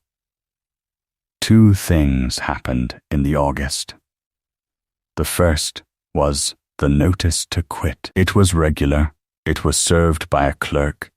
It gave her until the end of the tenancy at Michaelmas, and there was not one thing in the world to be said against it, since the cottage was the estate's, and the year was up, and nobody is obliged to house the person suing him. It meant that 69 crates of glass and a camera and a chemical press and a woman had to be somewhere else by the 29th of September, and there was nowhere else, because no tenant on that estate would take her in, and the 2 farmers off the estate who might have done it had wives who would not. She got a store in the end in Dorchester, over Mr. Ray's stable, in the yard behind South Street, at 4 shillings the week, and it was dry, and it had a lock, and it was up a stair so steep that the crates had to go up one at a time on a man's shoulder. She asked him what he would take for the year. He said 4 shillings the week. And when she said that the loft would let for 8 to any corn factor in the town, he said that he was not a corn factor, and that the loft had been empty for 6 years, and that if she wished to make him a present of 4 shillings a week, he would be obliged to her to stop. She took lodgings in the same town, 2 rooms in Colleton Street, and she moved on the 25th of September, and she was in Dorchester for the rest of it. The second thing that happened in the August was the one she never spoke about afterwards, except once. Vi the carter came to her at the market on the Saturday and would not look at her, and finally got it out. He had been offered £5 by a man he would not name, and then 8 to take a load of crates on a Tuesday from the store to a yard at Fordington, where they would be broken up for cullet. £5 was a quarter of a year to Vi.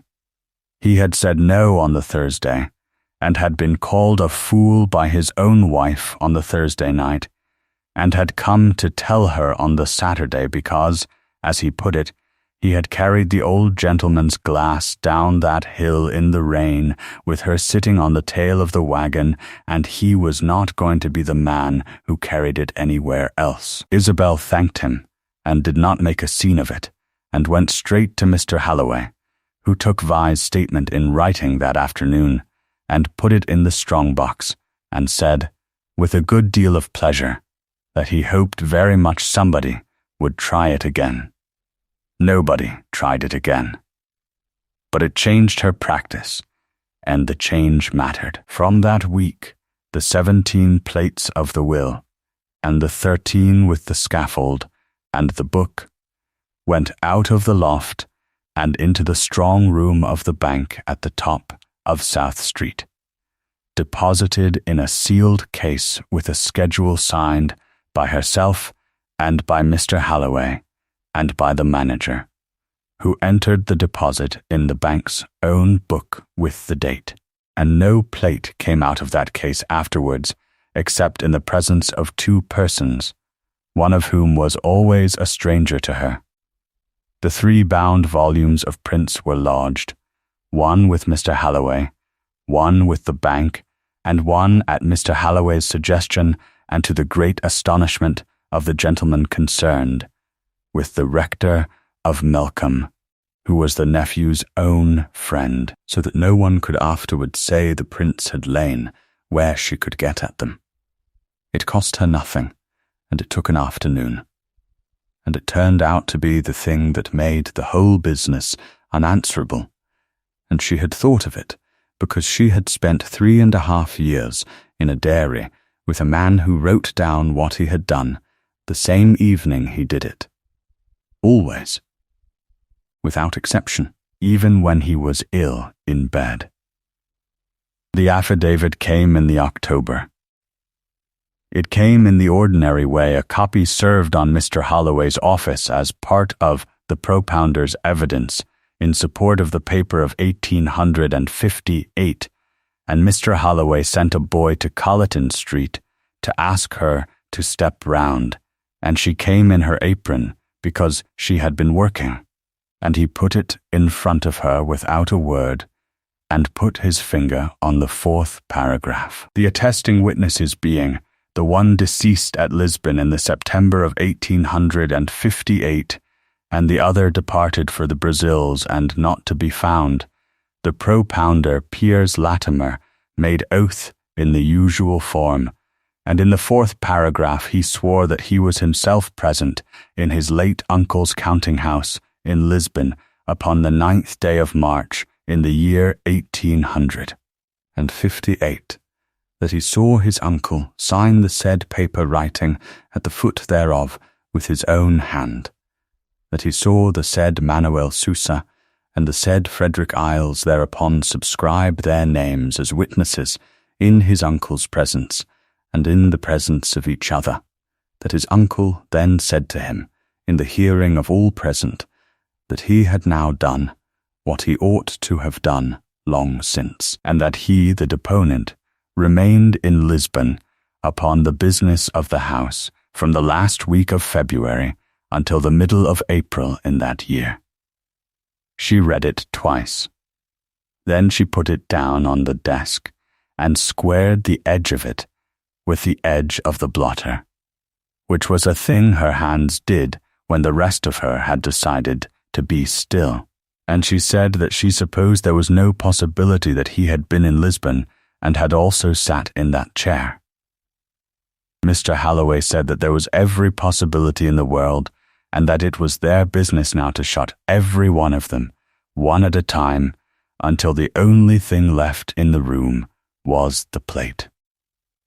And that is what the next 8 months were.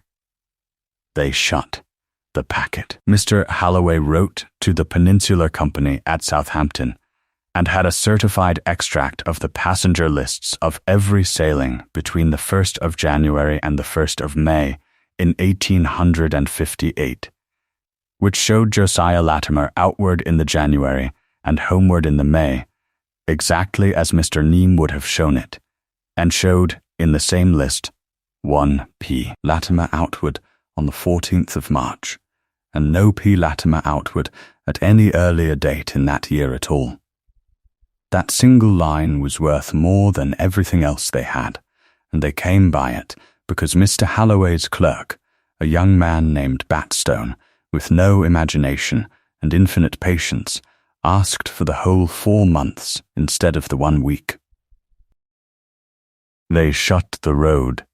A gentleman of Lyme, a retired officer of the packet service who had no interest in the cause whatever, made his affidavit that the passage from Southampton to Lisbon was made in no case in less than 4 days and 11 hours in that decade, that the mean was 5.5 days, that the overland route through Spain in a march occupied not less than 14 days and was undertaken by nobody, and that a man in Dorset on the 6th could not by any means then known be in Lisbon on the 9th.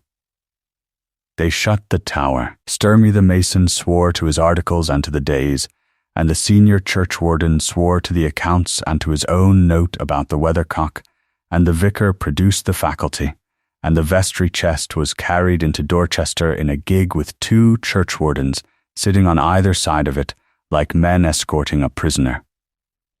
They shut the glass. Mr. Cudlip made his affidavit. And then, at Mr. Halloway's insistence, a second man was found who had never spoken to the first, a lecturer in chemistry from Bristol, and he came down and examined the plates in the bank parlour with the manager standing by, and said the same things in longer words.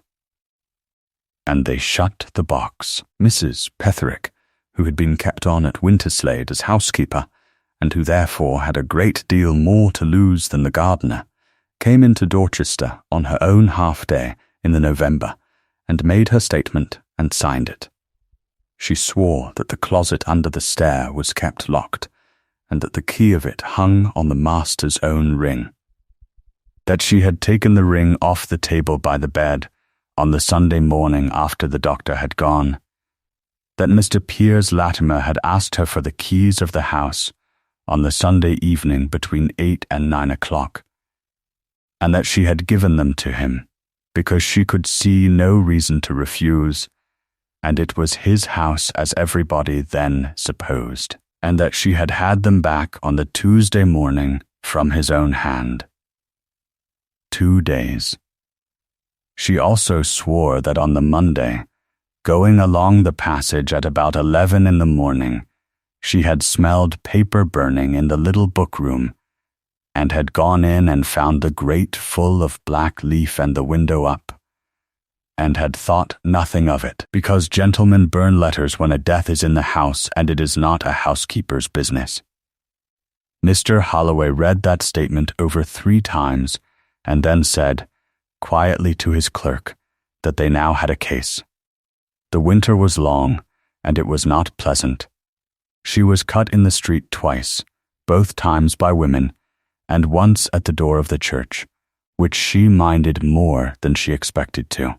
A paragraph got into a county newspaper about the widow, the pictures, and the great estate, and was copied into 2 others, and after that people looked at her at the market in a way that made her keep her eyes on the camera. Her takings went up, which she found so distasteful that she raised her price to 2 shillings to be rid of the worst of them, and lost none of them at all. She went on working. That was the whole of her method, and there was no more to it than that. She did her Saturdays, and she did her portraits in the yard behind South Street on the weekdays, and she went through the remaining crates in the loft in the evenings by lamp, because they were not yet inventoried.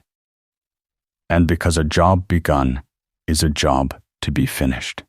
And in the March of 1861, 5 days before the trial, she wrote the last entry of the inventory on the last card of the last crate, and put her pencil down, and found that her hands were shaking, which they had not done once in 16 months.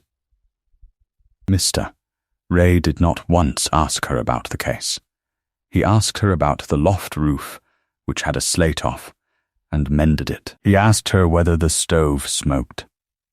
He told her in the February, in the flat voice of a man reporting a change in the price of gum arabic, that his sister at Puddletown had been widowed and was coming to keep his house, and that he mentioned it only because his sister would be behind the counter on Thursdays, and Isabel might be surprised to find a stranger there. On the Saturday before the trial, he wrapped a quire she had not ordered, and put it in her basket, and said the price was on the account, and there was no price on the account, and neither of them ever referred to it.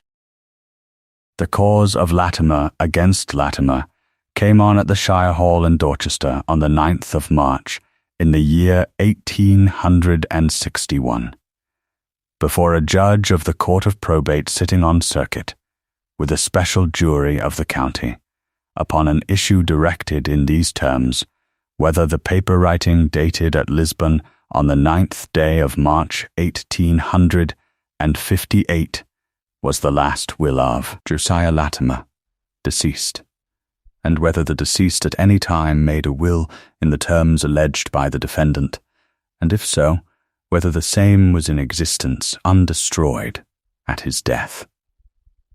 The 9th of March.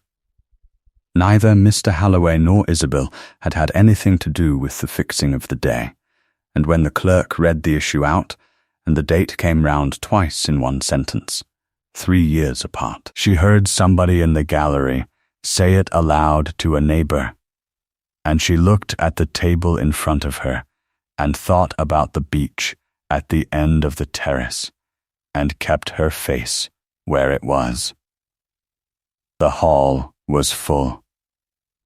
There were farmers in it who had come 11 miles, and there were carriages outside from 4 parishes, and Mrs. Petherick was in the second row, with her bonnet strings gripped in her fist, and Vi stood at the back with his hat under his arm for 6 hours without sitting down, and Mr. Ray was somewhere behind the pillar on the left, where she could not see him, and where, as she learned much later from his sister, he sat every day of the 3, and told the shop he had business at the county court. The propounder's case took the whole of the first day, and it was a good case, competently put. Mr. Neame had briefed a leader from the Western Circuit who told the jury, in a pleasant conversational way, that they were about to hear a great deal of ingenuity, and that ingenuity was the commonest ornament of a bad cause. Here, he said, was a paper, regular on its face, bearing the signature of the deceased executed in the city where the deceased notoriously was in that month, revoking all former wills and giving his property to the only male of his name. And against it, what? A memorandum made by an interested solicitor. The recollection of a gardener who could not tell them a single word of what he had signed, and a quantity of photographs produced by the lady who claimed under them, out of boxes in her own possession, printed by her own hands, in a process which he would submit to them, was in its infancy, and was known to the whole world to be capable of every kind of manipulation. Isabel sat still for that, with her gloved hands in her lap, and did not colour, and afterwards she said that it was the easiest hour of the 3 days, because he was arguing with a thing he had not seen. They proved the handwriting. 2 gentlemen of standing in the county compared the signature at the foot of the Lisbon paper, with signatures on other documents of the deceased, and said they believed it to be genuine, and one of them said so with more confidence than the other. They proved the paper and the Lisbon stamp. They proved that the deceased was in Lisbon in the March of that year, and gave the passenger list for it. And Mr. Halloway's Jr. did not cross-examine upon the point at all, which visibly pleased the other side. Then they proved due execution, and they proved it the only way left to them, and Piers Latimer went into the box at about 2:30 on the first afternoon. He gave his evidence extremely well. He was well dressed without being showy, and he answered in a low, steady voice, and he did the thing that juries like, which is to admit the small point against himself before he is asked for it. He said at once that his uncle and he had not been on affectionate terms for some years, that there had been words between them about money in the past, and that he had been as much surprised by the will as anybody. Then he swore his fourth paragraph, out loud in his own words, to a hall with 200 people in it. He was in Lisbon. He had gone out at the end of February upon the business of the house. He was in the counting house on the Rua on the morning of the 9th of March. His uncle had sent for him. His uncle had signed the paper at the table by the window, with the tally clerk Sousa standing at his elbow, and Eels the English clerk behind him, and both had subscribed their names, and his uncle had said to him afterwards that he had now done what he ought to have done long since. He had remained in Portugal until the middle of April. Her counsel was a Mr. Fife, who had a very quiet manner and a habit of appearing to lose his place. He rose at about 3:15. He asked whether the deponent was quite sure of the day. Piers Latimer said he was quite sure. Mr. Fife said that 3 years was a long while, and that a gentleman with much business might well confuse a Tuesday with a Thursday, and that nobody would think the worse of him for saying so. Piers Latimer said that he was not confusing anything, that it was the day his uncle signed his will, and that a man remembers such a day. Mr. Fife said, then let us be exact. Were you in England at any time in the month of March in that year? He said he was not. At any time in February? He said that he had left England in the 3rd week of February and had gone out by the packet. Miss Fife asked him to name the day of his sailing. He said he could not name the day exactly at this distance, but it was the 3rd week of February, and certainly before the 25th. Miss Fife said, so that on the 25th of February you were at sea or in Portugal. He said, in Portugal or at sea, yes, and on the 6th of March. In Lisbon. You were not on the 6th of March in the year 1858 in the county of Dorset? Piers Latimer said, with the first touch of heat he had shown, that he had not set foot in Dorset between the middle of February and the end of April, and that he had not been at Winterslade at all in that year until the August, as his uncle's own servants might tell them. Mr. Fife thanked him, and looked at his papers for what felt to the whole hall like a very long time, and then said that he had one more question upon that subject, and would not trouble him further. Was the deponent ever, in his life, photographed by his uncle in the chair upon the south terrace at Winterslade? There was a silence of about 3 seconds, which is a considerable silence in a full hall, and everybody in the place understood that something had gone by that they had not seen. Piers Latimer said that he supposed he had been, once or twice, that his uncle had photographed everybody who came to the house, that it was a nuisance and a standing joke in the family, and that he had certainly never sat for him from any wish of his own. Mr. Fifth said, once or twice. He said once or twice over the years. He could not say when. Mr. Fifth sat down. Mr. Nemi's leader re-examined for 11 minutes upon other matters, and did not touch the terrace or the chair, because he did not know what they were, and because a man cannot mend what he cannot see. The court rose at 4. Isabel walked back to Colleton Street through a crowd that opened to let her through, and then closed behind her, and talked. She ate a boiled egg, and could not eat the second one.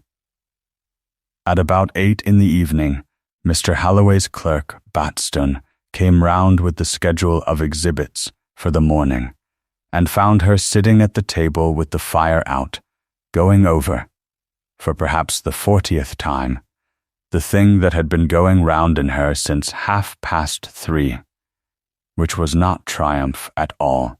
It was the fear that she had made a mistake in the numbering. She knew she had not. She had checked the number cut in the varnish against the entry in the book 11 separate times, and had had it checked in her presence by the bank manager and by a chemistry lecturer from Bristol and by Mr. Cudlip, and it was written in a schedule signed by 4 people. She knew all that. She sat up until midnight anyway, with the copy of the schedule in front of her, because there is a kind of person who cannot be made to believe a thing on their own authority, and that kind of person is generally the one who turns out to be right. Mr.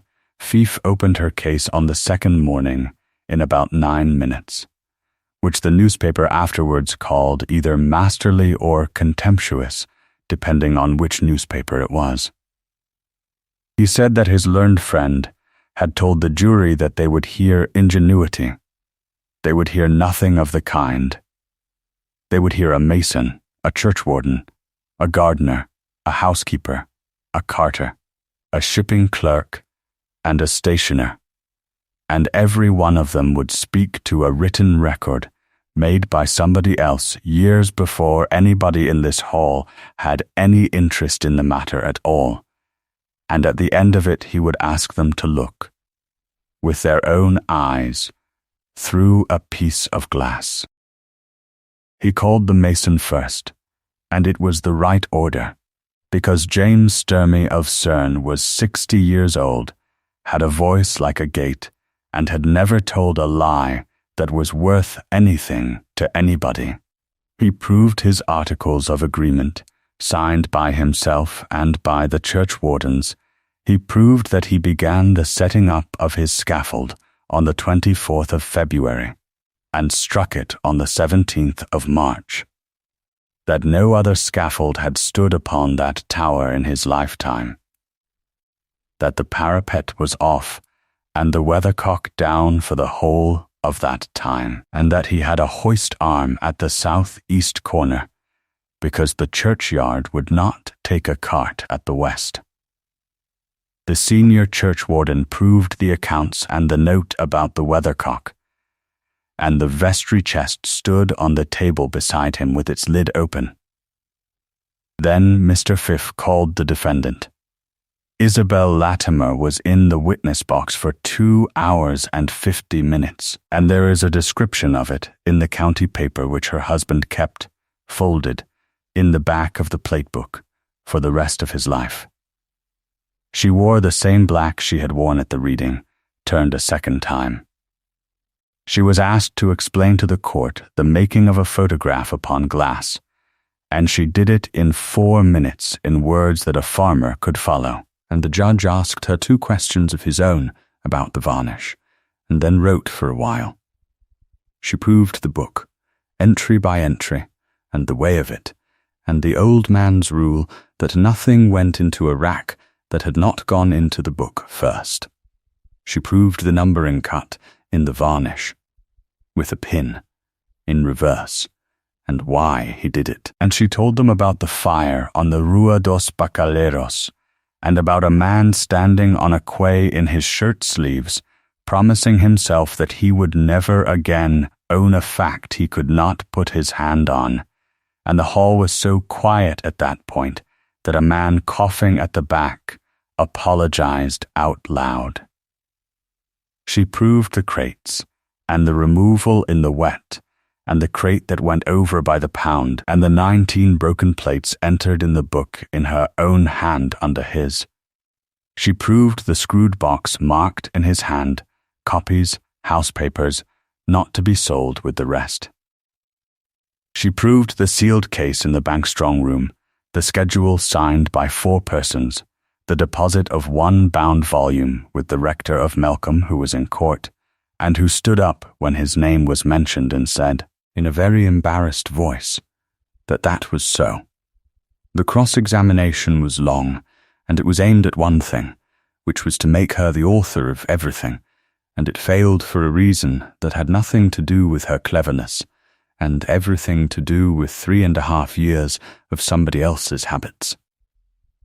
Every time she was asked whether a fact rested upon her word, the answer was that it did not.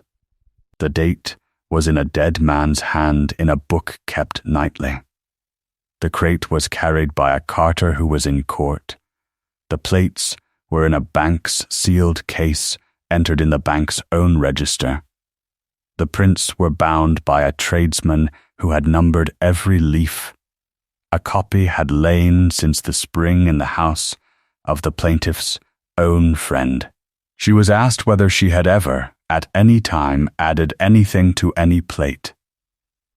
She said that she had not, and that the gentleman was welcome to have every plate she possessed examined by any person he chose to name at her expense, and that she had made the same offer in writing in the July and had it in her hand. At about noon, Mr. Fifth asked for the sealed case to be opened, and it was opened at the table by the bank manager with the schedule read aloud, and the 9th of the 13 was handed up to the judge in a wooden frame with a cloth over it, and the judge held it to the tall south window of the Shire Hall and looked at it for a good while, and then said that the jury had better see it in the same light, and the jury went, in their own time, one by one, up onto the dais to the window. It is a plain thing to describe. A stout balustrade, and beyond it the ground falling away, and beyond that the trees, and standing up over the trees at the height of a seated man's shoulder the tower of Nether Ashcombe Church, in a cage of poles, its parapet off, a hoist arm out at the south-east corner, and no weathercock. In the chair, a well-made fair man of 30 years, with one leg crossed over the other, and his hat on his knee and his head turned a little from the lens, and cut into the varnish at the lower corner, in a dead man's hand, in reverse so that it printed the right way round, the number of the plate and the 6th day of March in the year 1858. 3 of the jurors, being men of that parish, named the tower before they were asked. The 11th juror, a farmer from Piddlehinton, looked at it, and then looked down at the plaintiff sitting below him at the table, and then looked back at the glass, and that, said everybody afterwards, was the moment the cause was decided, and it happened without one word being spoken. The bound volume went round the box next, and then Mr. Cudlip had his hour, and was as insufferable as promised, and was not shaken by 1 inch, and the gentleman from Bristol followed him. Then the shipping clerk from Southampton proved the certified lists, and read out that 1p. Latimer had gone outward upon the 14th day of March in that year, and upon no earlier day in that year. And the leader for the plaintiff rose, and asked for the lists to be handed to him, and read them himself for some minutes, and did not ask the witness anything. Mr. Fife then applied to have the plaintiff recalled. There was a good deal of argument about it, and the judge allowed it, and Piers Latimer went back into the box at 3:04 on the second day, and the plate was handed to him in its frame with the cloth taken off, and he was asked to tell the court who was seated in the chair. He held it. He turned it over. He held it up to the window, as he had seen the judge do, because there was nothing else in the world to do with it. And every soul in that hall watched a man look at the back of his own head 3 years earlier with a scaffold behind it. He did not answer for a long time. Then he said that he could not undertake to say who it was, that the picture was upside down and inside out and might be anybody, and that he had already told them he had been photographed once or twice. Mr. Faith said that he agreed entirely that a negative was a difficult thing for an unpracticed eye, and that he would not press him, and that the court would print it. The court adjourned at 3:30, upon an order which the registrar afterwards said he had never drawn before, and never drew again, that the negative should be printed that afternoon in the yard of the Shire Hall, in the presence of an officer of the court and of a gentleman named by the plaintiff, by Mr. Cudlip of Weymouth, from the frame in which it then lay, and that the negative should not leave the officer's hand at any moment. It was done in the yard between 4 and 6 o'clock in a thin March sun, and Mr. Neame's own clerk stood over it with his watch out, and the gentleman named by the plaintiff was a Dorchester chemist who had never met any person in the cause. Isabel was not permitted to be present, and did not ask to be. She sat in the gallery passage on a bench with Mrs. Petherick beside her, and Mrs. Petherick held her hand for 50 minutes, and neither of them said anything at all. The print was produced in court at 10 o'clock on the third morning, still slightly cockled at the edge as a fresh print will be, and it was handed to the jury, and after the jury to the witnesses. Mrs. Petherick said, "That is Mr. Piers, sir, in the master's chair, and that is the tower with the poles on it." Vi the carter said the same in 11 words, and added that he had carted the mason stone.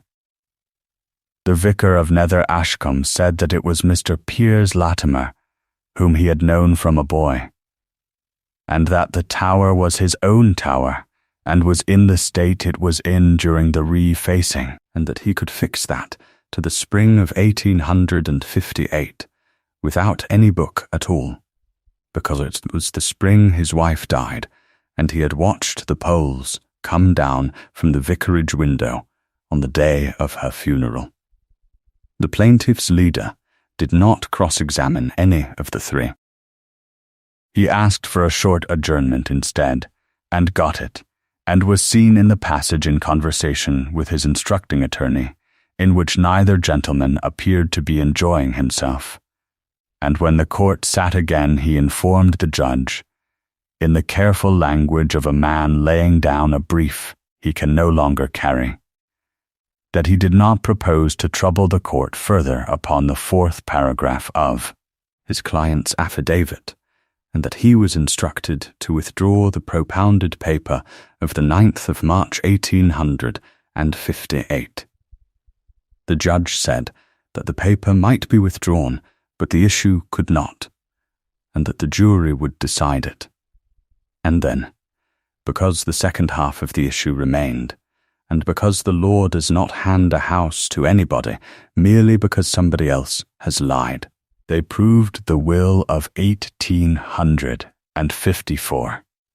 They proved it in an hour and 20 minutes.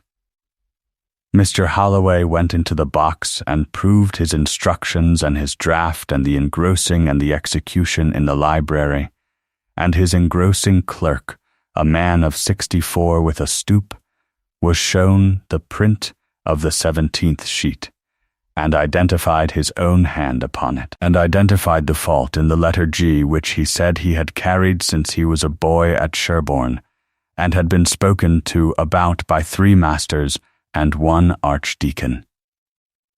The vicar was recalled, and shown the same sheet, and said, "Alfred Duffield, clerk, vicar of this parish.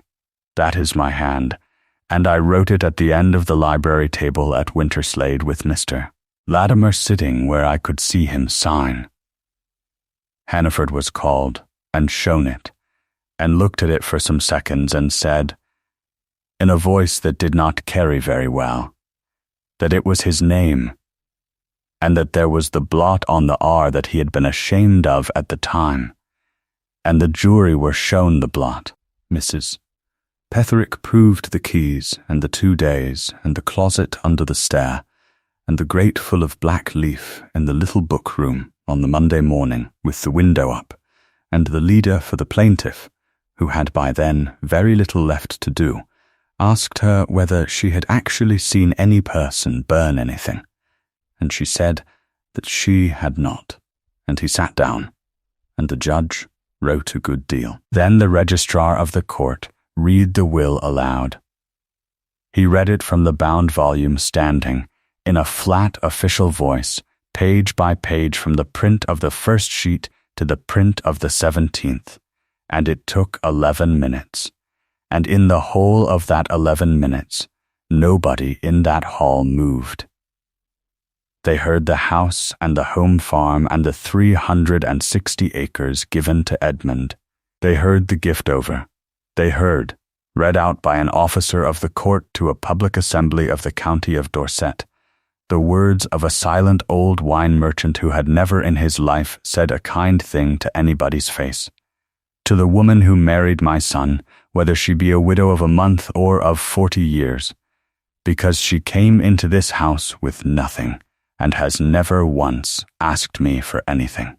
They heard the annuity of £200 a year, charged upon the land for his nephew Piers Latimer, for his life. They heard the £500 for a school at Nether Ashcombe, with girls to be taught upon the same terms as boys.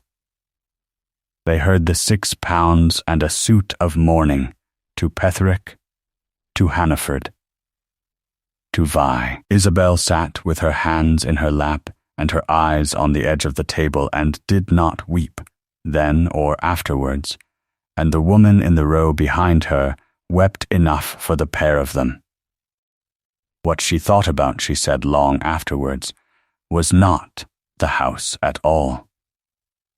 It was the annuity. £200 a year for life, charged on the land, written down 5.5 years before, by a man who had known exactly what his nephew was, and had provided for him anyway, and the nephew had taken a pen to a sheet of Lisbon paper, rather than have 200 a year and no Winterslade. The judge summed up for 50 minutes. He told the jury that the withdrawal of the paper of 1858 did not relieve them of their duty upon the first question, and that they should answer it upon the evidence, and he reminded them of the 4th paragraph, and of the packet lists, and of the mason's articles, and said that a photograph was not a magical thing, and was to be weighed like any other evidence, and that its weight in this cause depended not upon the picture, but upon the record kept about it by a man who had no interest in this litigation, for the excellent reason that he had been dead 1.5 years before it began. Upon the second question he told them the law of the lost will, and the presumption of destruction, and where a presumption goes when a key has been in another man's hand for 2 days, and there is burnt paper in a grate. The jury were out for 25 minutes. They found that the paper of the 9th of March 1858 was not the will of Josiah Latimer, and was not signed by him, and that he did make a will in June 1854 in the terms alleged by the defendant, and that the same was in existence undestroyed by him at his death. The judge pronounced against the paper, pronounced for the will of the 14th of June 1854 as contained in the photographic copies, and proved by the attesting witnesses, decreed probate thereof to the executors named in it, and condemned the plaintiff in the whole of the costs of the suit. He added, looking over his glasses at the well of the court, and not at any person in particular, that the papers in the cause would be sent where they ought to go, and that he had nothing further to say upon that subject in a civil court. She did not go out by the front of the Shire Hall, where there was something like 400 people in the street. She went out by the yard door with Mr. Halloway's clerk, and up South Street, in the ordinary way, and let herself into the loft over the stable with her own key, and stood there among the crates in the smell of straw and hypo for about a quarter of an hour with her forehead against the cold slope of the roof, and that was where she did whatever she did about it, alone with the door shut. Then she washed her hands at the pump in the yard, and went down to Colleton Street, and wrote 4 letters, and the first of them was to Vi. She went up to Winterslade in the 2nd week of May, when the executors had done what executors do. Mrs. Petherick opened the door, having opened it for 11 years and having no intention of allowing anybody else to open it that day, and the 2 under gardeners who had been turned off in the summer of 1859 were both standing in the hall with their hats in their hands, because Mrs. Petherick had told them to be there. The house smelled of damp and unaired linen. 6 of the 30 rooms had been lived in. In the little book room the grate had been swept 100 times since the November, and there was nothing whatever to see in it. She had the dairy re-benched in the June by a Cerne carpenter, to the same plan from the marks left in the flags by the old benches, and the crates came back up the hill on Vi's wagon, 69 of them, in dry weather, with the tarpaulin unused across her knees. There were 3 things she did in that first quarter that the parish talked about for 30 years. The first was that she directed Mr. Halloway to pay the annuity, £200 a year for life, charged upon the land, to the man who had propounded a false paper and sworn a false oath, and been condemned in the whole of the costs of the suit. Mr. Halloway argued with her for the better part of an afternoon. The costs were not paid and never would be. The man had ruined himself. There were remedies. And to hand him 200 a year was to reward him for it. She heard the whole of it and then said that the annuity was not hers to withhold, that it was in the will, that the will was the only thing in this business that any of them had a right to, and that a woman who took the parts of it she liked would be doing in a small way the very thing that he had done in a large one. She had it entered in the estate book every quarter day, in her own hand for the rest of his life, which was 9 years. He went out to the Brazils in the September of that year and never came back. He never wrote to her, and she never wrote to him, and when the news came in the 71st year of the century, she had the entry closed and ruled off and wrote the date beside it. The second was that she sent his sister the plate and the linen, every piece of it, by carrier to Bath, with a copy of the 17th page and the clause that gave it to her, because Miss Augusta Latimer had been left the plate and the linen by the same will she had spent 2 years telling Bath was a fabrication of a chemist in an apron, and it was hers. There was no letter with it. Miss Latimer sent no acknowledgement for 11 months, and then sent one of 4 lines, which Isabel kept. The third was the school. It was built on the glebe corner by the churchyard wall in 1862, out of the £500 and about 200 more of her own of Sturmey's stone by Sturmey, who put a course of ashlar along the front that nobody had paid him for.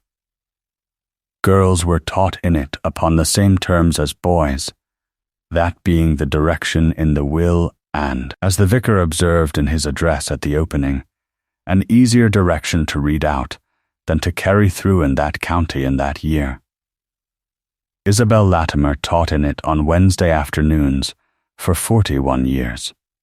She taught arithmetic, and the keeping of a book, and to any child who wanted it and had a steady enough wrist, the coating of a plate. Mr. Ray did not speak to her about anything but paper and roofs for 14 months after the judgment. He had a reason, and she knew what it was before he said it, and when at last he said it, standing on the wrong side of his own counter in the March of 1862, with a quire in his hands that neither of them wanted.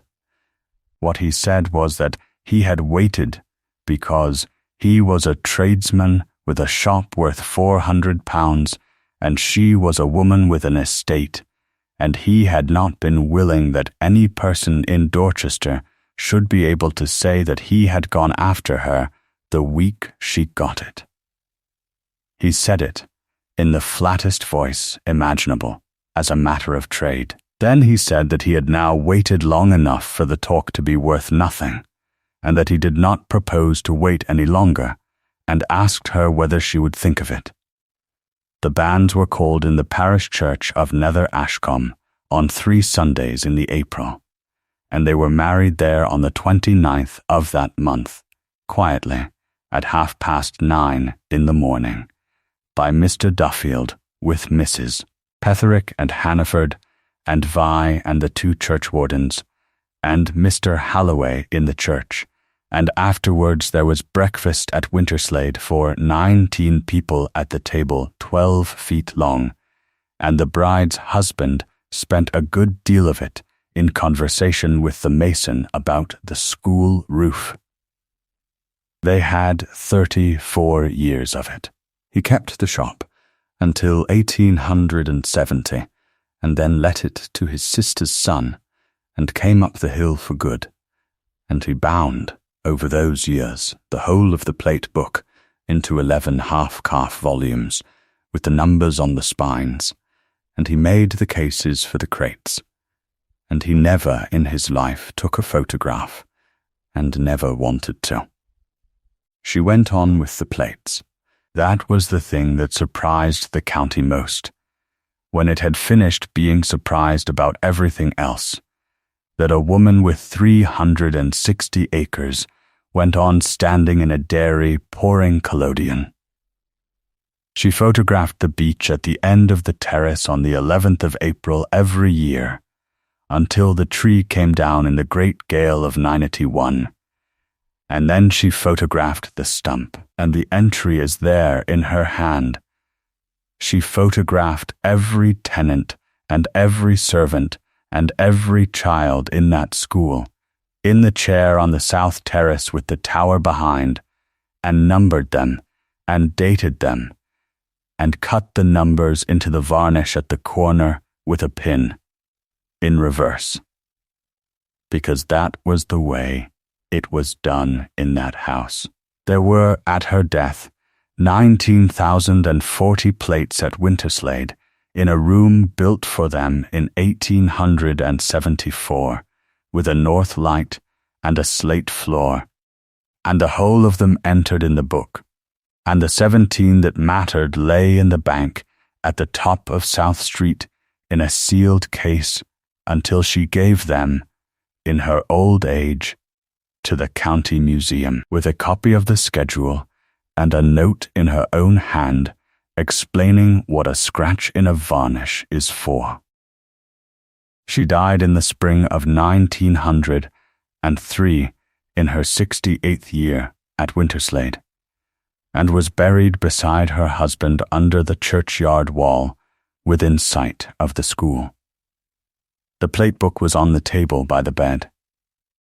The last entry in it is in a young hand, not hers, and it records a plate of the school children on the terrace, and against it in the remarks column, because the girl who wrote it had been taught by a woman who had been taught by a silent old merchant on a quay in Lisbon, are 4 words that mean nothing at all to anybody who does not know the story, and everything to anybody who does, taken same day as made.